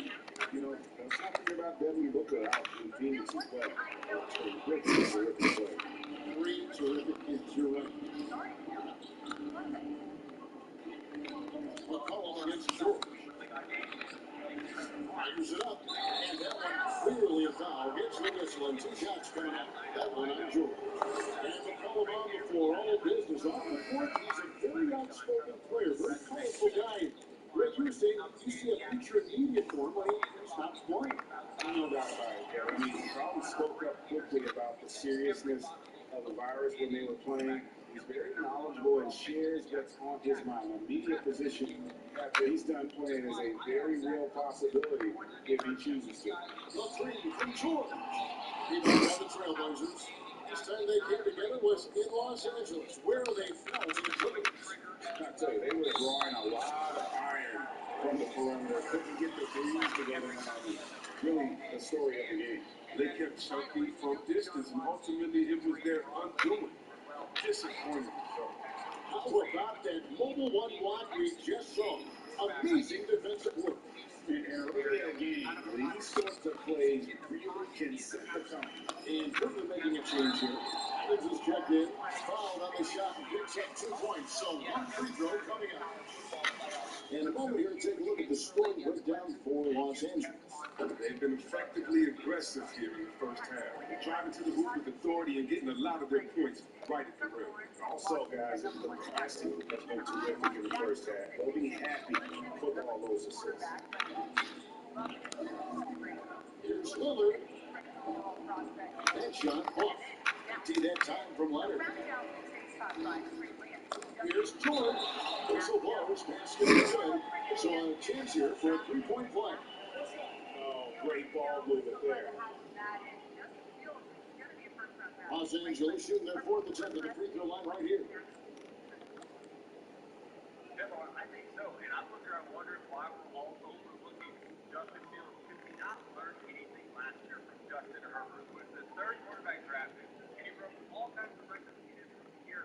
When I watched Justin Fields, That free throw good from George. And you know, you go back to that horrific leg injury in Vegas back in 2014, and Paul George hasn't just made it back to the NBA. He's come back a better player. Again, the miss by the Trailblazers. You're not going to see that very often. Plenty of space, but he just basically whips on it. Favors passes to Graham. Driving inside. And finished off by Grant. Nice play, and you can see they're gathering momentum. They've been a more cohesive team over this stretch, and that helps account for their lead. Trailblazers trail by 8. Here's Trent. No points in the game yet for him. And Simon's missing. They're close to making the defense pay for the last coverage that time. Here's Grant. And the call on the shot that sends him to the line. It's his first trip to the line. And he's been terrific, guys. I mean, the percentage right around 86%, so no doubt he's pleased with that. No good on that. And he's good on the second.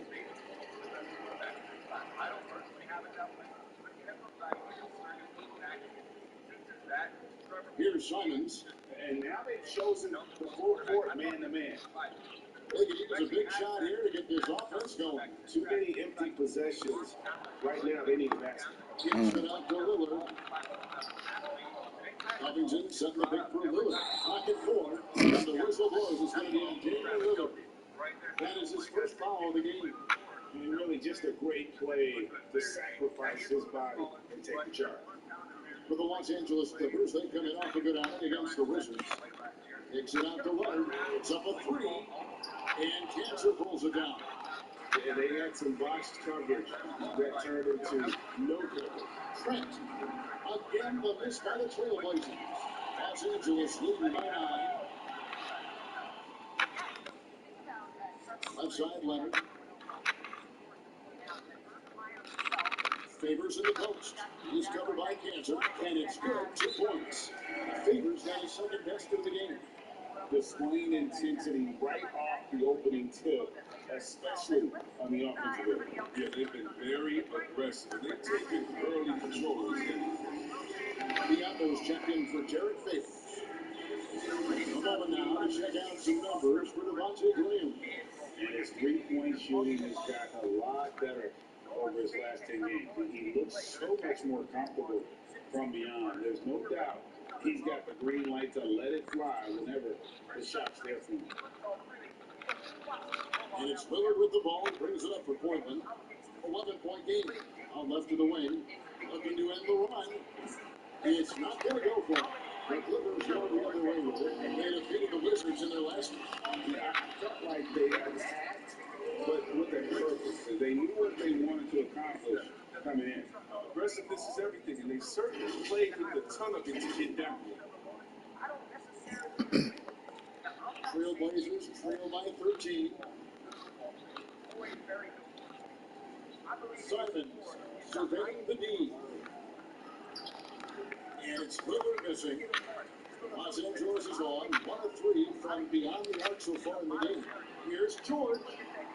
Portland grabs the miss. This game coming on the heels of their win in Chicago. Yeah, I mean, we saw them do a little bit of everything in that game. Showed a lot of versatility.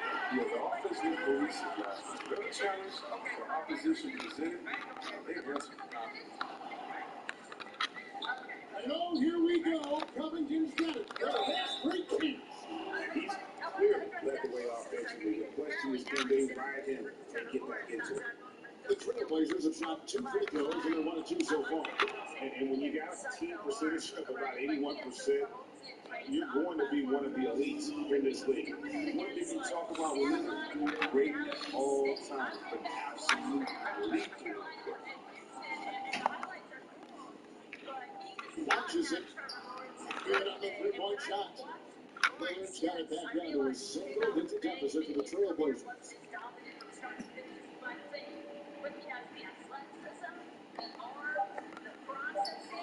Biombo with it. Oh, we've seen some good shots in the first quarter. No shortage of offense. Los Angeles on top. They lead by 7. And the second quarter will get underway just after this short break. Well, earlier, Damian Lillard spoke to us about how he deals with the big loss. I live until the time where things are going well. So this is going to come to pass. So some of this is going to be distant and Greg, he's certainly a gentleman in victory and defeat. You know, Lillard takes the L as a learning opportunity. Sure, it stings, but he also knows it can make them stronger if they use it well. And if you're just joining us, we've played through one quarter in this one. And let's quickly break down the game we've seen so far from the Clippers, guys. What are your thoughts? Just a terrific first quarter, sparked really by their unselfishness. But yeah, love the ball movement so far. Everything clicking at the offensive end. The stars of this team on the wing, George and Leonard. Hopkins is out there with his back Diallo, and it's Bryant in at the point. That's who's out there for the Clippers. Here's George. Tries again. And contact on the shot, so he'll be shooting free throws here. It's going to be on use of Nurkic. As crafty as they come, George has lots of experience when it comes to mixing up defenders. And George drops them both. Greg, how hard is it to maintain focus this time of year when you know you're on a championship contending team? You know, some of that I think depends on the leadership you have in your locker room. Certain guys just keep everybody engaged and motivated. And you know, you've got to break the season down into chapters to help yourself with the motivation, because sometimes that season can be so long and it's hard to stay focused in the present when you start thinking about the postseason. I agree. Good on the second free throw. So Melo made his way back into the league last season. He was immediately a heavy minutes player for the Blazers. He looked good because he was an option on the team. And George, here we go. Count it. They can ask for much more. He's been a key force in their offense. Second quarter, and we're just over a minute in. Graham against McCollum. An amazing finish with a hand right in his face. McCollum's got 5 points so far.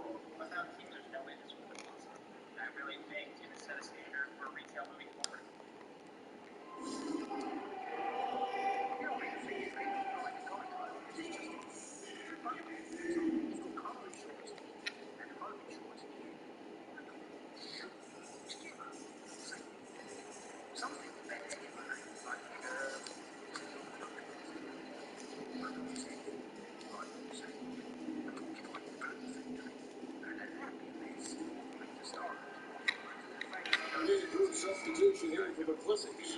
Derek Favors checked in for Diallo. Luke Kennard comes in for Kawhi Leonard. Joe Ingles is checked in for George. And J.J. Redick is subbed in for Devontae Green. And with Melo not having to bear so much of the scoring load, I think it was good for him. Yeah, especially since he took about a year off. Melo had to take a long look in the mirror about how he can help teams win during his absence. He clearly has something left to offer. McCollum against Redick, and the call will be against Luke Kennard. That's his first foul.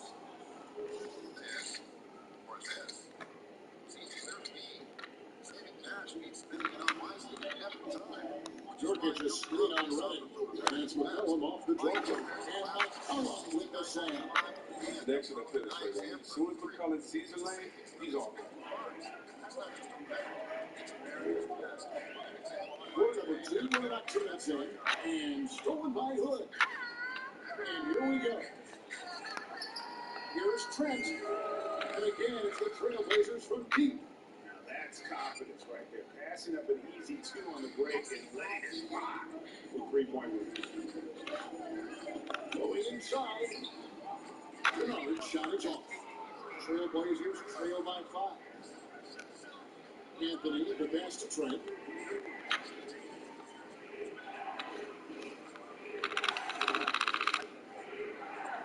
It's McCollum on the wing. Shot clock at 5. That's a break for the defense. I mean, he takes advantage of open looks inside more often than not. Now, Kennard. Nothing yet on the scoreboard for him. And he drives in. No good again that time. The D making that layup look very uncomfortable for him. Good aggressive work down low. Here's Trent. Off target from outside. Clippers leading by 5. It's Redick on the way for 3. And that one is off. Good work defensively by Anthony. Portland's gone 1 or 2 on 3 quarters here in the second quarter. So Nurkic up top. Just under 3.5 minutes play here in the second quarter. Nurkic set the pick with McCollum. He takes it in, and that one is good. McCollum's got 6 points in the quarter. And it's the Clippers with the ball. Now, here's Ingles. Currently averaging almost 6 points a game. Outside, Redick. But 3. He's now 1 for 2 with that bucket. This is how Redick has made his living. He's a dead-eye shooter who has a ton of confidence in himself. Outside Anthony. Now the pass to Nurkic. It's McCollum on the wing. Back to Nurkic.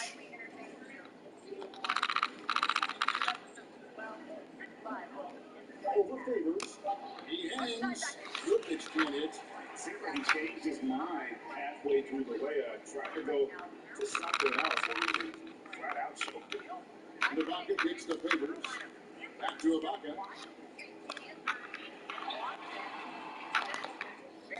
And mark that one down right there. It's going to be a long time until we see him miss another one like that. That's right by Nurkic. And a wide open look for McCollum. No good from outside. And you don't want to give up that kind of look too often. Ready surveying the D. Ibaka outside. Over Anthony. Beat off by the Trailblazers. Nurkic just got his 4th rebound with that last one here tonight. Following pass to Nurkic. McCollum outside. Kicked away. Outside, Redick. And here is Ingles. He's still scoreless so far in this one. Stolen by McCollum. To the right side. Fires for 3. Favors with the rebound. Favors got rebound number 1 now. 1 effort here tonight. Pass to Ingles. You know what I love about this Deshaun Watson training discussion is you have to look at it Back from to Favors. 3 angles. No good that time. He see that time from Hood. And so Hood will bring it up for the Trailblazers. They trail by 6.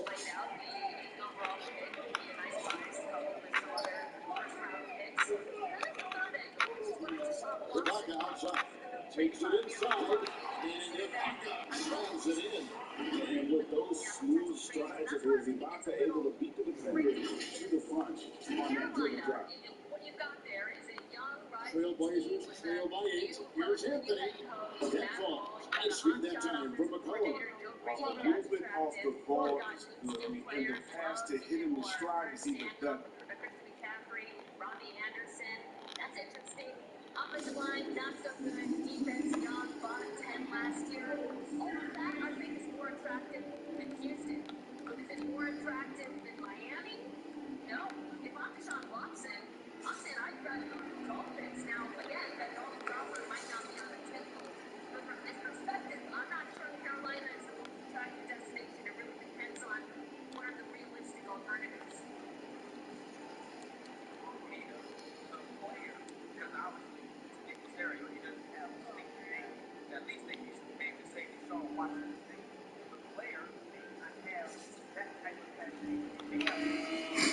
Let's have a look at the league's top scorers for the past month. To say these guys have been hot is an understatement.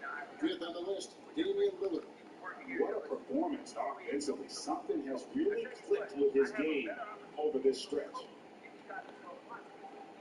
1:37 left to play here in the half. Lillard against Graham. On the wing, Ingles. Back to Graham.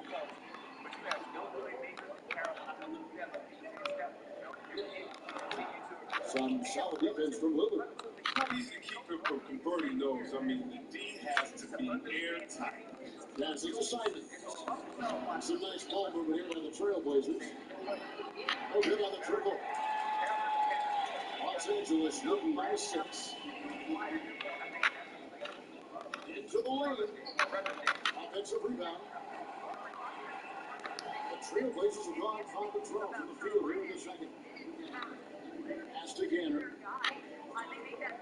Inside. Here's McCollum. The shot from the low post is good.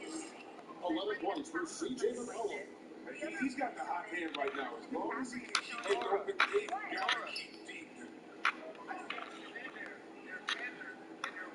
Robinson down low. He is guarded by McCollum. I think he lets the D get to him there, and he rushes it. I mean, he has plenty of space there. He just takes his time. For 3, Covington. Kicks it out to Lillard. Beyond the arc. Yes, indeed, it is good. He's now 8 for 14. And let's see, guys, if that triggers another little explosion from him after hitting 3 triples in that first quarter. Here's Graham, who picked up 12 points in their last one against Washington. Lillard outside. And that'll do it for the first half. A competitive game so far. Clippers lead by 1. It's time now to look courtside as we send you over to David Aldridge from the sideline. David, take it away. Kevin, thanks. Here with Coach James Stouts. Coach, it's a hard game so far. Going into the second half, what would you tell your team? Just gotta compete. Keep competing, trust each other, make plays. All right, Coach. Thanks so much, Dave, for the great interview. Don't go away, folks. We'll be back for the second half of the 2K Sports Halftime Show. Hey everybody, tremendous. Glad to have Paul George taking care of business in this one. He had 14 points and 1 assist. Kenny, what'd you think of the problems? So we hit a comforting brownie and a Snickers. And that's all we...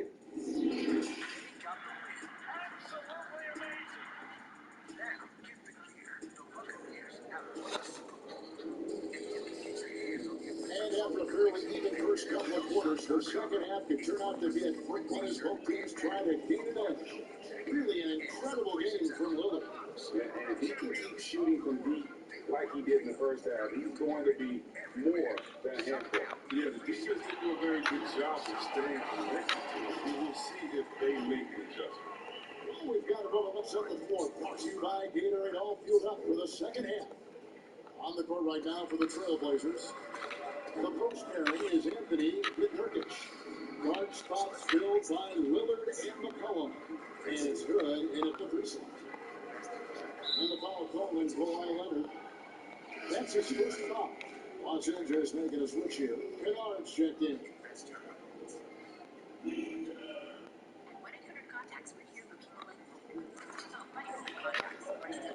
Now, here's Nurkic, covered by Biombo. Here's Hood, shot clock at 6.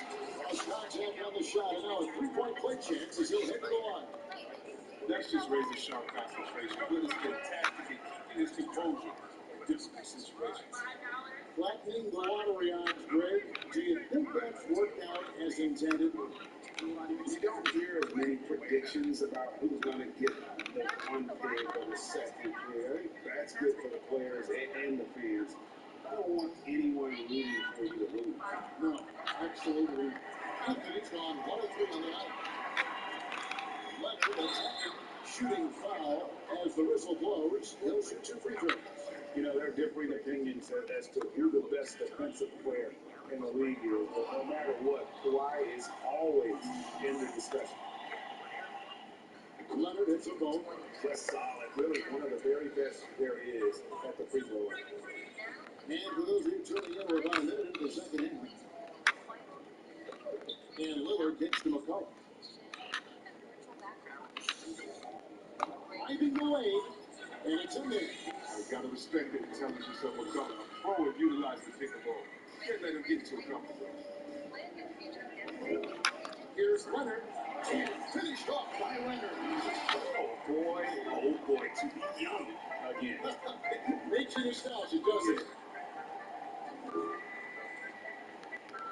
And here's Lillard, who brings it up for the Portland Trail Blazers. They host the Kings after this game. It'll be the first of 4 played home for them. With a lead, they're along with the rebound. And he didn't punish them for the knee coverage there, but they can't count on him to continue missing. Shoots from the right block. Here's Leonard. Falls right in. He is 8 for 11 with that shot. And the fact that Leonard can pour it in like tonight is in his defense. It's really why he's one of the best two-way players we've ever seen. Going outside. Here's the drive. Bianca with it.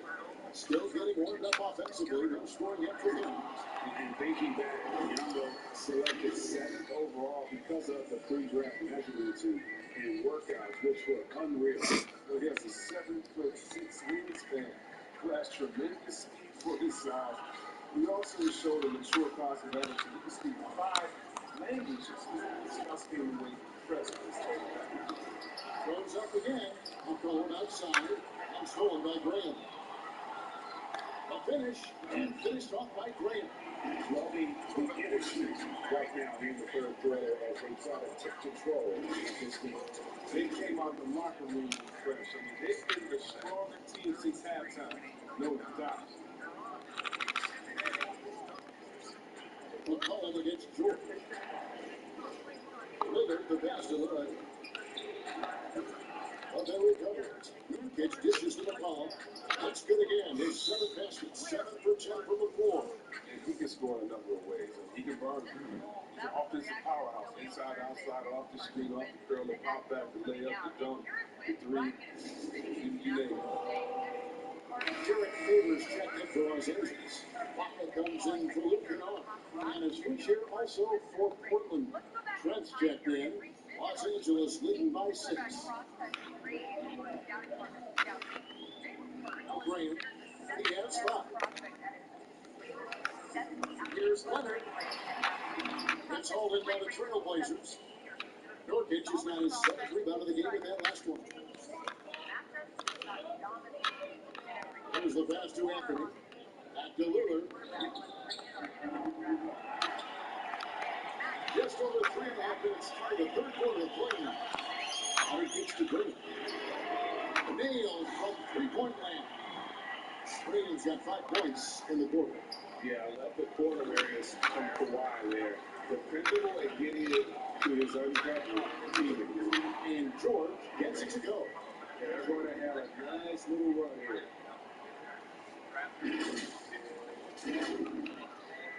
Here's Luke. 1 points in the game.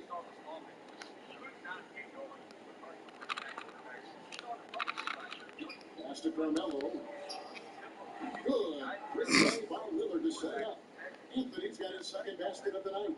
And Anthony is certainly capable of sinking the triple, but he has to respect that quick release and get out. Graham, the pass to Favors.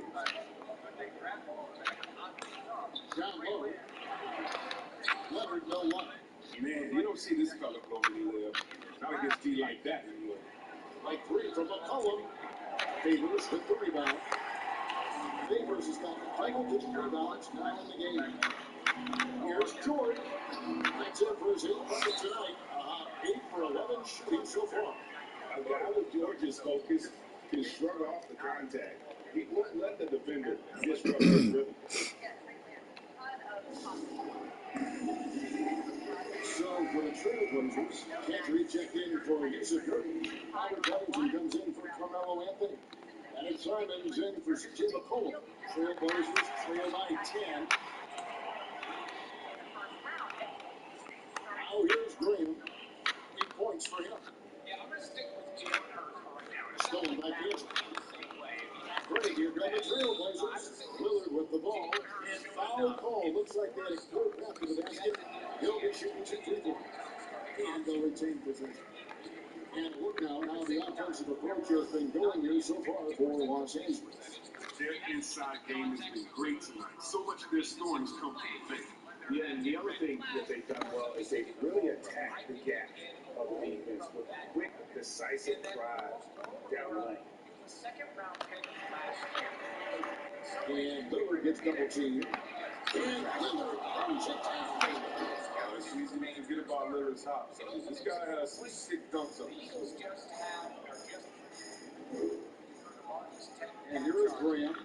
He's making his presence known offensively with his scoring average up there at almost 13 points a game. When you allow good scorers to get uncontested shots at the rim, no wonder you're losing.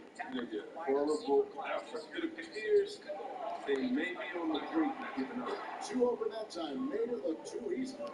Lillard's got 26 points. His 3-point game has been incredible tonight. If he comes even close to repeating his first half performance, it's going to be a crazy game. And they're forcing the ball inside, and it's working like a charm.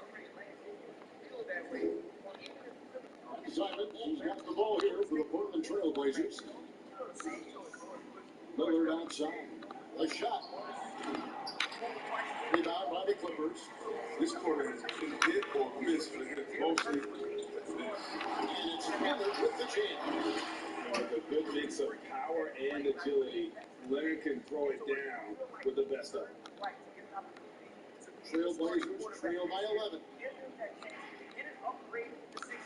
High, arcing shot, and it's Simon's missing. Los Angeles has gone 3 of 7 tonight from 3-point territory. It's to the hoop. Here's Freya again with Clippers. He is just really in a flow right now. That field goal percentage has gone through the roof. Here's Cantor. He's gotten some minutes, but nothing on the board yet. 1:03 left to play here in the third. Here's Trent. He's covered by Lane. Pocket 6. Trent gets it. Excellent work offensively to get that shot attempt into a can't-miss area. Oh, Leonard in position. Come on, and stop the alley-oop. An elite scorer in today's game. Leonard is consistent and staying aggressive on the offensive end.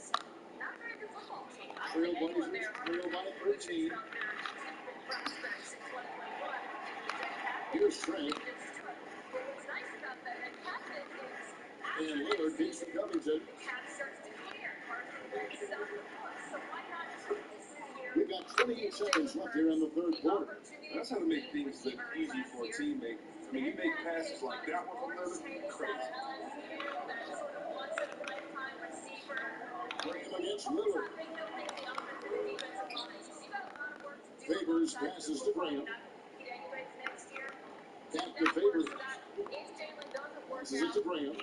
Some nice ball movement by the Clippers. And Robert Covington picks up the foul. That'll be his second foul of the game.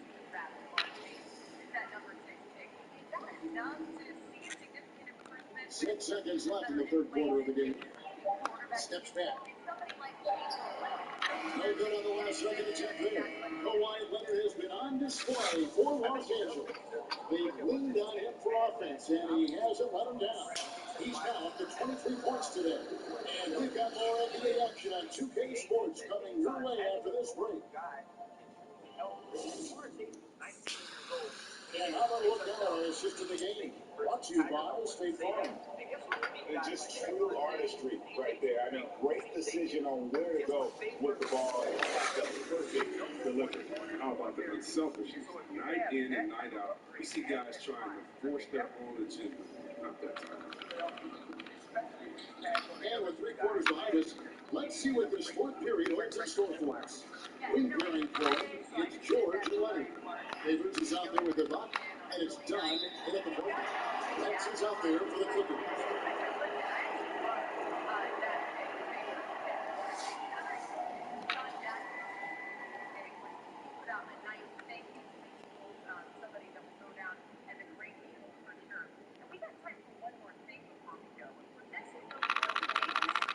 Here's Nurkic.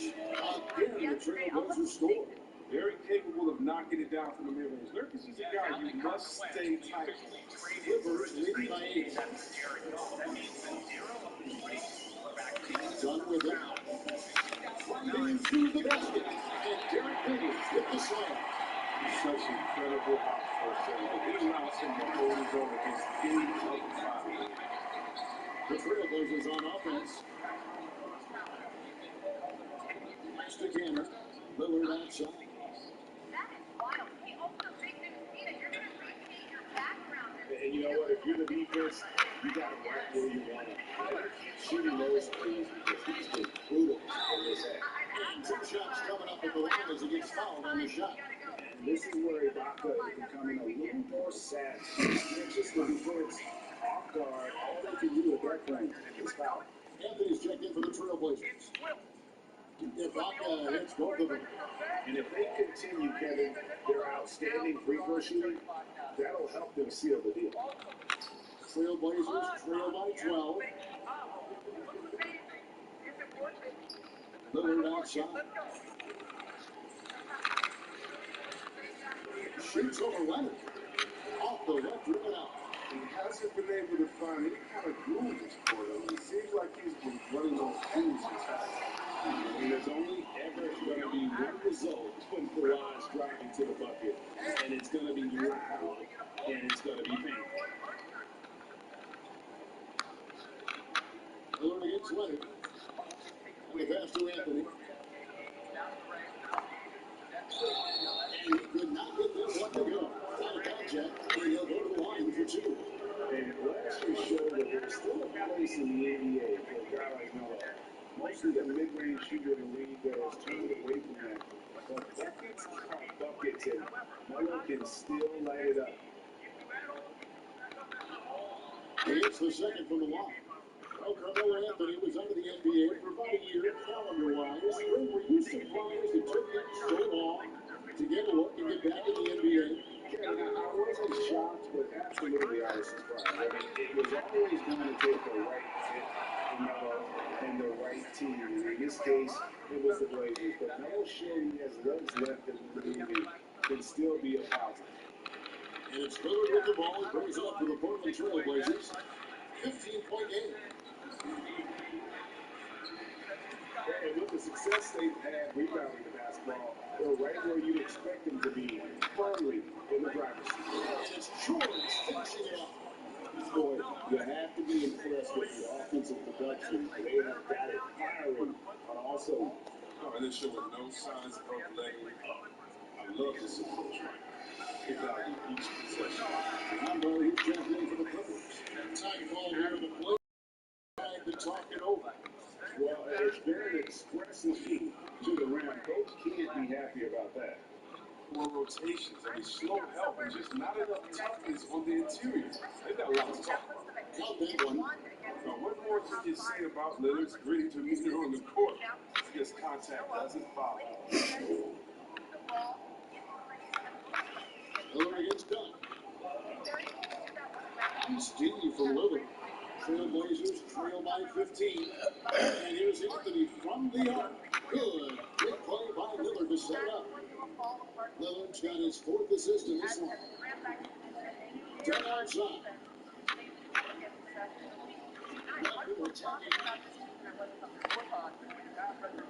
Takes the 3. And another 3 for the Clippers. And an eye for an eye. Both teams working to stretch the floor. These days, so much emphasis on the perimeter game. You can see why after that sequence. And Lillard gets to Anthony. Anthony with the screen on George. And the basket by McCollum. As hot as he's been, it still has to be him who leads the charge and helps turn this game around. And George, here we go. And that one drops for him. George has got 14 points here in the second half. And there's a pattern starting to take shape here. They're working it inside and getting good shots at close range. Lillard finds McCollum. They double-team McCollum. And a wide open look for Hood. 3 quarters off the mark. And it's a +5 advantage for them in rebounding after that run. George passes to Ibaka. Over Anthony. And he gets it to go off the back of the rim. They'll take that. They got to find a better shot than that on the next trip. Trailblazers trail by 16. Here's Anthony, and that'll be 2 free throws. And now, yep, this will be a garbage challenge. We thought that might happen. Triggering a review of the personal foul. I think when it comes to some of the more difficult calls to make, personal fouls can be tough. The action is so fast that it's really tough to catch everything in real time. The wonders of technology, Greg. We've seen replay reviews so effectively and involving the coaches by being able to challenge like this is something like, oh, delivers halfway there. I cannot believe that. Once Lillard gets going, it's fun to watch. He attacks with such ferocity. And now we present our New Balance Player of the Game, Kawhi Leonard. And what an amazing ball game we've seen from him. It's been a one-man show, worth the price of admission all by itself. There wasn't anything he couldn't do on that court tonight. What a connection he has to these fans. They love him here. And the more he has games like this, the deeper that connection gets. And keeping us updated from the sideline, let's swing it over to David Aldridge. Hey, Kevin, during that last break, I heard Teron Lewis talking to the team. His key message was, don't get comfortable. Those guys are going to come at us with everything they've got. Let's bring the intensity and stay focused on every possession. Kevin, back to you. And here's McCollum for 3. Favors with the rebound. And they've got a good team, not just on the scoreboard, but really in the rebounding numbers as well. With the drive. Graham. 6 to shoot. To Ibaka. Back to Green. Perkins with the block. His coaches and teammates like this type of energy. Nerds demonstrating that he could be an anchor on the defense. Now here's Graham. Outside, George.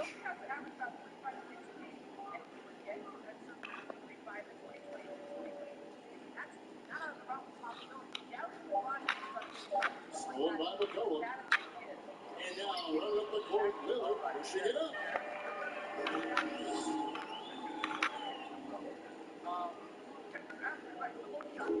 And here's Graham.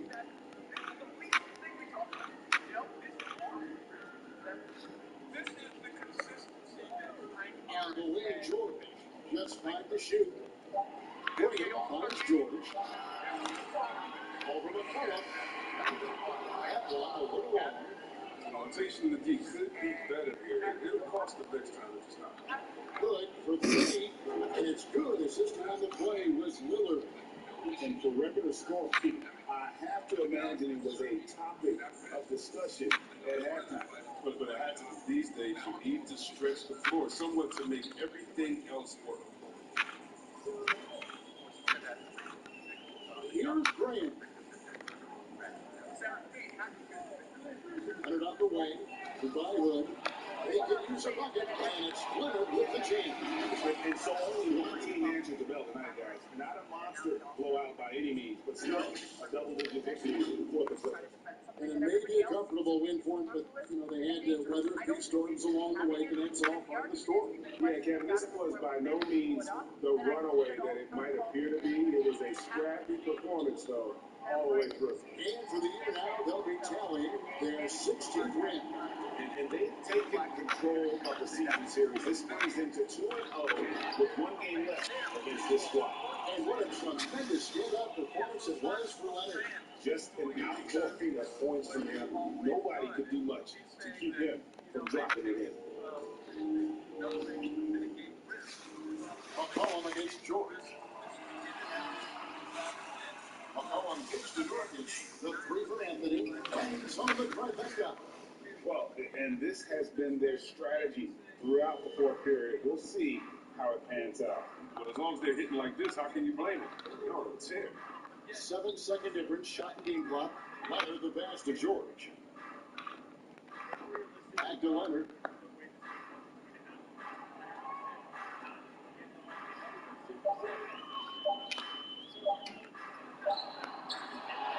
DJ McCollum with the rebound.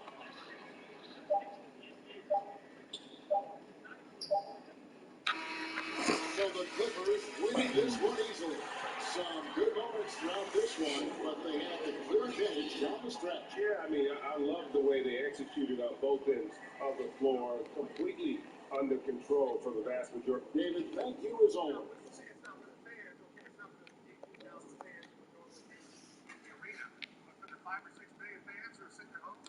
Saturday night, watching the All-Star game, three-point contest, the dunk contest, all rolled into one. And it's not about the excessive partying and things that we normally associate the All-Star game with. It's just the game and the events. I don't really have any problem. So it's a fan vote, it's a player vote, and it's a media vote. So to the fan, player, media, get the starters right, get the flag stone. I'm fine with it. I mean, look, the bottom line is when you have an all-star game is, does it really happen if there's not an argument about who got left off, who's in, who's going to start, and who doesn't? That's the bottom line. And you got an argument. I would have liked to see Damian Lillard as a starter in this game for what he's done. I think that's really good. Lillard will make the team. Lillard got off to a bad start, but he's been great lately. The really important thing is that if you don't make the team at all, you know Lillard's going to move any area of play. Bradley Emmanuel Beal is starting the lone road, the rotting carcass of a franchise that is the Washington basketball team. I'm happy for Brad. Good for you. Taking a break right here. Buy or sell is next coming up. I have to admit something. When I heard the NHL was playing in Lake Tahoe, I thought they were playing on Lake Tahoe. They're not, but it's still beautiful. It's still beautiful. We'll talk about it. It's fun to Lake Tahoe. It's your fun to Lake Tahoe.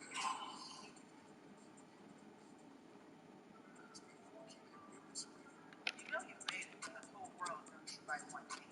This is Volt 24 antioxidant. It's lowering sugar and has vitamins A and C. You can just call it real.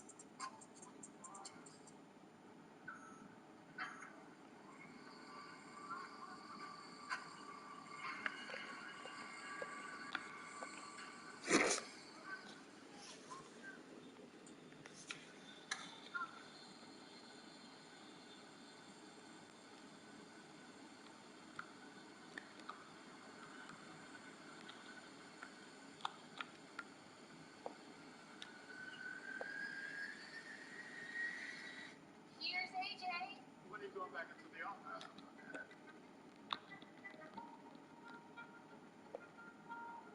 Well, we have a safety net here.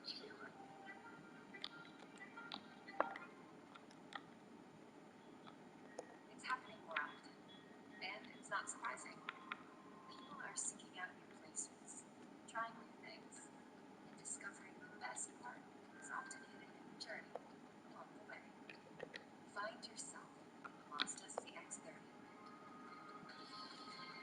Want more power in pursuit? Introducing the Mazda CX-30 Turbo all-wheel drive.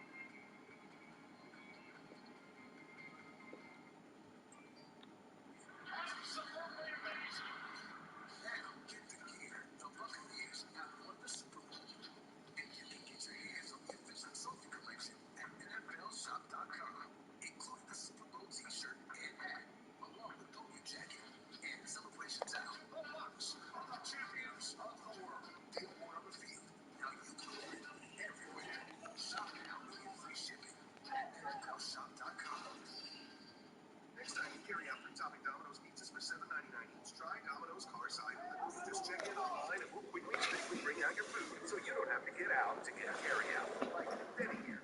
Hey, Hamlin, I like your PJs.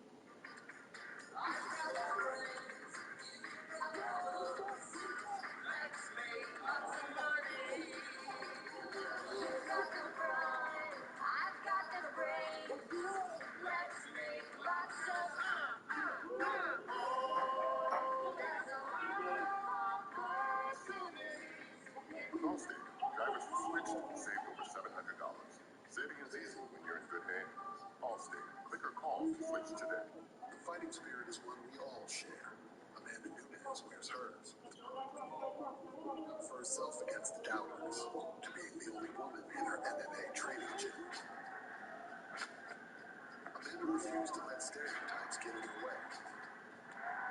Whether inside the octagon or out. Since 1925, we've proved that it doesn't matter where you come from. It matters what you're made of. Modelo, the official beer of UFC. Allergies with nasal congestion overwhelming you? Breathe more freely with powerful Claritin D. Claritin D improves nasal airflow 2 times more than the leading allergy spray at hour 1. Claritin D. Get more airflow. Everyone says I should fight my cravings. No. You know what I do? I snack on Blue Diamond Almonds. Oh, come on. Sriracha? Whoa! Don't eat them. All crave in a superfood. Blue Diamond Almonds. Crave victoriously. The idol you love is back and will make your heart go. And a moment of discovery you can't miss. I think she's the damn winner of American Idol. American Idol, new ABC Sunday. Welcome back to Around the Horn, coming to you from the Heineken River Deck at Pier 17. NHL at a hamlet that appears to be built around a very large body of water, I'm learning, Lake Tahoe this weekend. Here's what it will look like. This is pretty cool, right? No fans, though, for Avalanche Golden Knights on Saturday and Flyers Bruins on Sunday. Buy or sell this working and being worth it, Yankees. I'll sell this. By the by, there were players that were going to be skating in this very game who did not know that they were not going to be on Lake Tahoe, Tony, so I'll give you some credit there. But overall, this is happening in a national park, so you don't have the sponsorship opportunity, and they have to throw this thing together very quickly. It just doesn't seem like it's worth it. It's a great idea at the exact wrong time, from my understanding. To your point that players thought it too. Just because I'm a Stunad, they did not get any points for that. So we'll move on. Tim Callister, buy or sell it happening. Did you receive it at the ballparks, at stadia? It's been very good in some places. Buy or sell it this year. Seen a lot of great ones. I'm going to sell this one. I also think they can freeze Lake Tahoe. Play it right over Fredo. Just have him in right. I don't think it's but, you know, the whole point of these things is massive crowds. Over 100,000 people in Ann Arbor for a Red Wings game. 85,000 at the Cotton Bowl. No fans. Kind of weird. Play it over Fredo is unbelievable, Callister. Sarah Spade, how about you? I mean, spoiler alert, Tim. On a 50-year-old movie, yeah, exactly. I think it is weird to have sports without fans, but we've been doing that, and the NHL has just as much a right to try to creatively work around the restrictions of COVID as anyone else. And I think it's brilliant to do it in a beautiful place that touches on hockey's connection to nature and them growing up playing pond hockey. It's about as close as you're going to get while still being regulation. I think it's going to be gorgeous. And Kevin Blackstone. Yeah, I mean, you know, I've come to love the Winter Classics and the other outdoor games that the NHL has played. You know, I'll probably watch this one. I, too, would rather have fans, but, you know, it's kind of emblematic of where we are right now in society, right, with this pandemic. What they ought to do is build some snowmen and snowwomen and put them up as fans on the other side. I think they're actually bringing in snow and they're putting it around there. Look at Callister with a 40 on a Friday. I mean, I knew it was you, Callister. 4. Yeah. Broke my heart. Fire sell 2 in Mayheim. Duke is up after that, coach, and everybody's aware of the, you know, kind of rocky season that they have had. They had a young man opt out this week. What do you make of them? They flipped it around. That guy was hurt, so they actually are much better now. Keeping other people from playing good. So they've had 2 monster moves since he was opted out.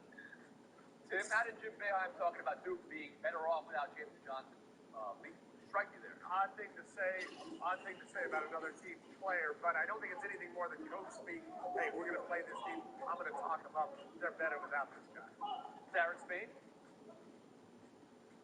To me, it feels like this is giving support to a guy who doesn't need it in an extremely well-respected coach and piling on a young man who is unpaid labor unnecessarily. I didn't like it. Kevin Blackstone? You know, you're not the only one that said this about Jalen Johnson. Fonzo Ellis also said he wasn't a good fit down there. I'll just point this out, that Boeheim and Coach Krzyzewski are pretty good friends. and they chat a lot. And maybe he was just kind of reiterating something he had heard over the phone and seen on tape. But Yates? Jim Boeheim is one of the top 10 most important people in the history of college basketball, but right now, grab a Werther, sir, and take a nap. This sounds like an old man hating for no reason. What are we doing, man? This kid's making a choice. Let him live. I mean, the statistics have borne out for this season, though it's only been one win for Duke since John Wall's program. I believe he said two. We'll move on. Fire Cell 3, the Celtics 14-14, and there's a 5 seed in conference right now. So Brad Stevens been asked about whether players are tuning him out. Here's his response. Well, the tune-out part, I don't. And certainly you're going to go through times this year where guys are frustrated. But as far as, like, guys and, our ability from day to day to coach, and they've been great to me. And Danny Ainge also addresses about her. Rich, well, absolutely not. That is ridiculous. I just think that's the culture of sports, the sports reporting. End quote. Sarah Spade, Marcel, Stevens, and Ainge here saying, no, we're not being tuned out here. The players, are with us. We people are responsible for it a lot, but I'm not pointing the finger at reporters for inventing the idea of a coach being tuned out if that's not what's being leaked from a program. I'm guessing that there is some validity to this, and that's why the angle being taken by whoever's saying that is that there are issues between the coaches. I go back and look at that All-Star game that you asked about earlier and look at the roster, and I see 2 Boston Celtics on the East team. All I know is that you got 2 All-Stars and you got those few victories, you've got a problem. And it's probably starting with the coach. He told we, the people, earlier this week when asked if this is a championship team, no. That's what Danny Ainge said. And he might have said it was good for the roster, but between that point and getting to what's happening with the coach, it's not that far of a leap to think that the thing is possible. We're listening to you, Danny. So, yes, we did not have college show. You can call it an excuse, but I think it's a lot simpler. They played 7 games all season where Tatum, Brown, and Kemba Walker were on the floor. This Marcus Smart for a bunch of games. They've rarely been a whole healthy team this season. Look at the college show today. 42 points. You're just going to sit and enjoy that one. Godfather. You never seen Godfather, Sarah Spade? Or Godfather 2? No, I have. I gotta learn how to quote it so I can get all the points. Oh, no. I mean, it's just, you have to learn it for your own enjoy the art. It has nothing to do with points on the show. Maybe it does. This is and you're losing points right now. Oh, my goodness. This is just an unfortunate turn of events. Clint Yates is one of the biggest Godfather fans I know. When Enzo was born, he sent me a music box with the Godfather on it. One of the greatest gifts I've ever received in my life. You're not advancing on the show right now. Black and Tony Collins showdown in 2 minutes. All right. Stay restless with the icon that does the same. The RX, crafted by Lexus. Lease the 2021 RX 350 for $429 a month for 36 months. Experience amazing at your Lexus dealer. Being a rule breaker is not cool. Yes, it is. Like Volt 24 Energized, it's low in sugar and it has caffeine. Writing its own rules. Sarah, did you know Geico could save you hundreds on car insurance and a whole lot more? So what are you waiting for? Captain Ahab to help you find a parking spot? Fire, sheeple! Well, loading zones are full hard to starboard. Too small. Seriously? Because it... Follow him. Steady, steady. No. Thunderation to the northern lot where there be parking spaces as big as whales. Geico, it's the only ways you can save. This is how you become the best. Try to be best, cause you're only a man. And a man's got the nerve to do. Try to believe, though the going gets rough, that you gotta handcuff today. You're the best. Go down. Nothing's gonna ever keep you down. You're the best. Go down. Don't get mad. Get E-Trade and take charge of your finances today. Are you seeing this? Bring home the cruise. With 2 all-new shorts. Every mark is an adventure. The Cruise, a new age, only on digital today, on Blu-ray Tuesday. It's $1 Million Hoop season, and DraftKings is giving you a shot to turn big buckets into big bucks. That's That's right, new customers play free for millions with their first deposit. Just craft your winning lineup of players and turn baskets into bread with your team all season long. So download the DraftKings Daily Fantasy app, sign up with the promo code, and take your free shot at millions in prizes. DraftKings, make it real. Everyone says I should fight my cravings. No. You know what I do? I snack on Blue Diamond Almonds. Oh, come on. Sriracha? Don't fight your cravings. Eat them. All the flavors you crave in a superfood. Blue Diamond Almonds. Crave victoriously. I look for the Well Health Safety Seal at my favorite places. Means health and safety measures have met rigorous scientific standards. Well seal. Look for the Well Health Safety Seal outside and feel safer going inside. A lot happens at your front door. Never miss a moment with the video doorbell from Ring. Hey, get out of here. With hardwired and battery options, there's a Ring for every home. Check out the new Ring video doorbell wired at ring.com. Obsession has met next. This is ours. The new Lexus IS. All in on the sports sedan. 2021 IS 300 for $359 a month for 39 months. Experience amazing at your Lexus dealer. Melbourne, Australia, where Naomi looks to cement her legacy, where American Jennifer Brady announces her arrival, where anything is possible. The Women's Championship, late night tonight on Espn. Oh, great. The show's starting. Come on, just trust me. Oh, trust you, like with the dollar oysters. I don't think those were oysters. You survived, so we can't go that way. Watch this. Think we're VIP. Wow, he does think we're VIP. And backstage. Trust me now. I never doubted you. I did for a second, but it's gone now. I The all-new Sienna. Toyota. Let's go places. Your family has a wide range of personalities, and so does ours. Meet the Volkswagen family of SUVs. Hurry into your Volkswagen dealer and get 0% APR financing for 60 months on the new 2021 Tiguan S4 Motion or lease one for $249 per month.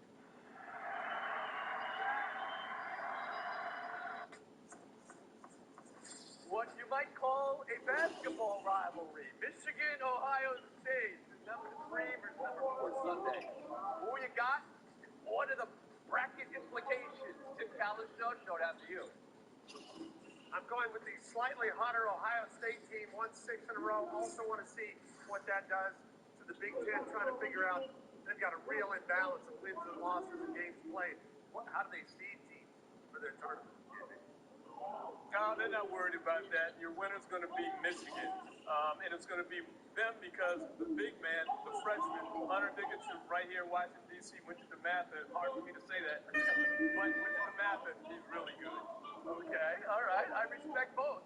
I love how you talk about Ohio State's hotter to Calisno because Michigan has had some of the most home games recently. We'll split the point. We'll move on.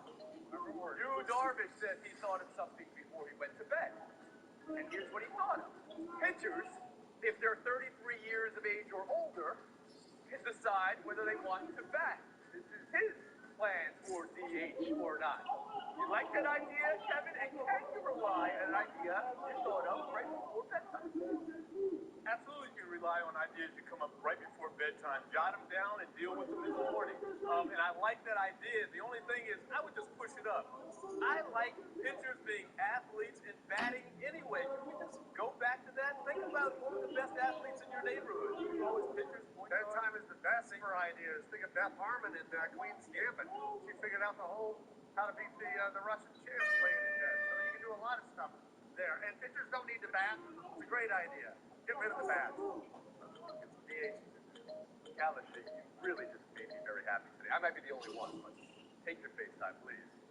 Oh, it takes more. Big Australian Open men's final coming up with Medvedev and Djokovic. And tribute to Novak. He was hurt in the second round. Didn't think he'd keep playing. And here he is, of course, again in the finals. But Medvedev has had some been great. Had a great finals against Nadal 2 years ago in the U.S. Open. If he wins, he will get to number 2 in the world rankings. It will be the first time in 16 years anybody not named Federer, Nadal, Djokovic, or Murray was 1 or 2. That's how long those 4 players dominated in the tennis world. The tribute to them. You got Medvedev? I've got Medvedev in the up. And Osaka versus Brady? I mean, that's a sure thing for Osaka, everybody. Make a pick. Yeah. Let's do this. Which is 81-8 in Austin. That's it. We'll see you Monday. Pardon the interruption, but I'm Mike Wilbon. Tony, it's National Prevent Plagiarism Day. You've never plagiarized, have you? I'm Tony Kornheiser. No, but Mike, did you know it's National Prevent Plagiarism Day? Have you ever plagiarized? Oh, I see what you did joke there. You see the joke Yeah, there? actually. I sort of see it. I have been plagiarized. Get I've been out. plagiarized Get by out. major American newspapers. Did you sue and off people? air I will name them. Huh? Did you sue? Did you sue people? No, but the next time I saw those people, I gave them that Punch them sideways look, like, I know what you did. I saw what you did. How the hell Welcome to did you get PTI, boys and girls. In today's episode, Big Men's Future, Big Ten Basketball, and the Big Men's Final at the Australian Open. But we begin today with the depleted Nets beating the depleted Lakers last night as Kyrie Irving played 34 minutes and got 16 points. So at least LeBron James has the satisfaction of doubling Kyrie in points with 32. The Nets have won 5 in a row, and only once were their big three on the court together. And they are against teams with winning records. Wilbon, what, if anything, can we take away from the Nets beating the Lakers? That they beat another good team. Because even without Anthony Davis, the Lakers are still a really good team. They're not a championship team without Anthony Davis. But the Nets, they get out there, and when they feel challenged, when they can look across at you and they see somebody eye to eye that's supposed to be a threat in today's NBA, the Nets win. Period. And James Harden leads the way. He figures out what needs to be done that night, usually in the area of passing and setting up teammates. And all of a sudden, we're not talking about the Nets' lack of defense. We're not talking about the Nets' lack of a bench. We're talking about the Nets beating everybody that's put out there in front of them. And Tony, there's no grand conclusion to draw for the Lakers. Anthony Davis not there. The latest news is that he's going to miss 4 weeks. And so we see what happens when he comes back. He is going to need to be 90% of Anthony Davis, to me, in order for the Lakers to win. But there's a long time to determine that. We can't determine it today. But the Nets, Tony, the Nets are the story in the NBA right now. Every night. So let me go to this game. It wasn't just Anthony Davis that was out for the Lakers. Dennis Schroeder was out as well. That's hard to overcome. That's two starters. It is. Now, Kevin Durant did not play for the Nets, but Kevin Durant, to be fair, hasn't played a whole lot lately. He's only played 3 games in the month of February. So this is a game the Nets are supposed to win, and the Nets won the game. I'm not going to take anything more than that. I think it meant more to them than it meant to the Lakers. But I will say this. That 10-1 record against winning teams, that is impressive. Utah, for example, and you want me to get down on my knees and salute all the time because of how good Utah is. Utah against teams with winning records is 10-3, which is real good, but it ain't 10-1. The Lakers are 4-7 against teams with winning records. And in the playoffs, you only face teams with winning records. And the way the Nets did it last night, when you have Harden and Irving out there, and I think, what did I write down? Just 39 points between them, far less than you would normally expect. What the Nets are doing now is they're hitting open threes. Since Harden got there, they're hitting it at 42%, Mike, which is great. And there's a reason for this. One is that Harden distributes the ball, and 2 is you can't double team it. Their shooters are too good. If you leave somebody open, they're going to make it. So they are an impressive team, and you're right. They are the story of the NBA so far. Absolutely. Yeah. And Tony, don't we're going to praise him. Don't leave out Joe Harris, who you talk about guys shooting threes and options you have if you're the Nets. Yeah. And so we're going to watch them. There's going to be Tony. I will say this: very seldom do people turn as quickly in their assessment of a team. Because it was legitimate to look at them for a minute and say, I don't know about their depth. Their defense is dreadful, and the defense is getting better slowly. But we've turned. You've got to look at them now and think, okay, not only are they the best team in the East, but they could be the best team of all. Mike, I will say this. It would be, just 1 second, it will be more of a surprise to me if the Lakers make the final than if the Nets make the final. Right. Wow. Wow. Right now. Yeah, that's now. It's still February. I don't want to get crazy. Yeah, still got some games. Let's move to the NFL, and Big Ben Roethlisberger's uncertain future in Pittsburgh.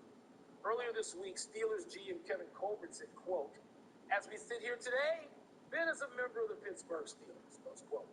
Then yesterday, Colbert said the franchise is really excited to see what new pickup Dwayne Haskins can do. Tony, if the Steelers cut Ben Roethlisberger, do you see him being an attractive starting option on another team?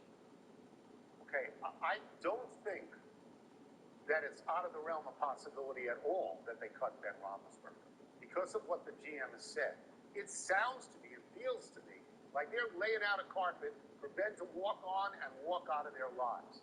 I'm not sure he would go anywhere else. Now, I understand that he doesn't want to walk away on last season, especially after the 11-0 start turned into 1-5 in the last 6 games, and he couldn't throw the ball 20 yards down the field. So he probably wants to prove that he can still play, but I don't know that he wants to throw away a year and maybe get embarrassed at some other team, which is what happened to Joe Namath and it's what happened to Johnny Unitas. Like, I don't know about that. He may follow Pouncey right down that road into retirement. Yeah, my first response, hearing this going back a week, is to look at serious side-eye at Kevin Colbert. It's like, you're just going to give the back of your hand to a guy who won a franchise 2 Super Bowls and got to another one? Really? Kevin Colbert, what the hell do you ever do? And I would say this, Tony, I doubt he's going to have the final decision in a family-run organization like the Pittsburgh Steelers have been for, 80 years. So I hope he doesn't have the last word. Because he seems like just an ingrate. He's acting like an ungrateful bum. So there's a way, if you think you're going to get rid of Ben Roethlisberger, there's a way to call him in and say, "Look, Ben, what do we do here?" But that doesn't seem to be how this is going down. So whatever happens to make Kevin Colbert look like a fool, I'm with that, and we'll give that a standing ovation. Whether Big Ben goes somewhere else, Tony, I don't know. I don't know him well enough to know how he feels about the notion of playing all his years in one place and having had this. Ben Roethlisberger didn't have a nice career. He had a great career that, if not for Tom Brady, would be celebrated up there with other great quarterbacks. You know how many more Super Bowls he's won than Aaron Rodgers? Twice as many. One more. So he's won one. Twice as many. 2 to 1. Yeah, okay. 1 times 2. Last I checked. I know you had that in grade school too. So, 2 to 1. Ben Roethlisberger deserves to be saluted in Pittsburgh, not treated like a dog because he's That's fine. Okay, can't throw it anymore. Look at where he might go. Now. I get that. Let's look at where he might go, because his career is on the downside at the moment. He's willing to take almost no money to play, but that's in Pittsburgh. What about if he went to New England? Needs a quarterback, but Cam was there, was terrible. Ben may not be any good. Washington is mentioned a lot, but he's no more mobile than Alex Smith, and he wouldn't want to get beaten out by Taylor Heineke. The place that I thought, I want him to go to the Bears because I want you to be able to watch him all the time, but he's really not better than Trubisky necessarily. The place I thought of, Mike, because John Elway has done this before with Peyton Manning, is Denver. That's what I've thought of. Yes. Tony, I'm not one of those people, and I know you aren't either. We are not guys to say, "Oh, you need to quit now." We did. Let them tear the jersey off. As long as you play want. until you can't play. Because the day is coming when you can't play, even for Brady, and so you play as long as you can play. And if Ben Roethlisberger wants to play, good for him. I don't know that any of those places jazzes me, but I'm annoyed, as you can tell, by the notion that Ben Roethlisberger could be just pushed out the door by some dude. How many rings he wear? I have no idea. I don't know who he is. I don't know. On Sunday, we have a college basketball game that might actually be meaningful. Number 3 plays at number 4 Ohio State. Sadly, it's not football, but you take it if you can get it. It's your conference, Wilbon. It's a marquee game, but is it a significant one? Tony, it is a significant one because you're dealing with seeding. You're dealing with 1s and 2s. You got so many Big Ten teams at the top. You're trying to figure out who's going to be 1, who's going to be 2, and you can't be in the same region. So that sort of kicks one region out. No, it kicks more than one region out. And so that team on the number 2 line right now, that's Illinois, though I think Illinois may be the best team in the Big Ten. I think there's a chance. We'll see that over the final couple of weeks. You become a 2 seed that's got to, be in a bracket with Gonzaga, or I guess Gonzaga, obviously, particularly after last night's win, is going to be a number 1 seed. So, Tony, it's a seeding thing. I don't care that much about it. I don't get all nuts because somebody says, oh, you know, they're a 1 seed. They shouldn't be against that. Shut up. You got to play people when you're that high. You get a number 2 before you can get to the Final Four, in the Final Four anyway.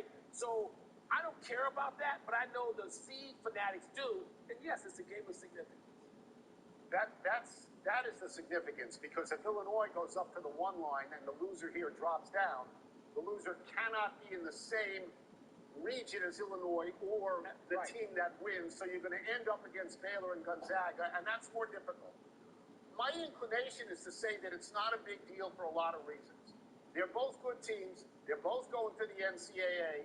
The tournament committee, when it did that mock bracket, had them both as number 1 seeds. They probably will play again in the Big Ten tournament, and it's possible that Illinois could beat them both.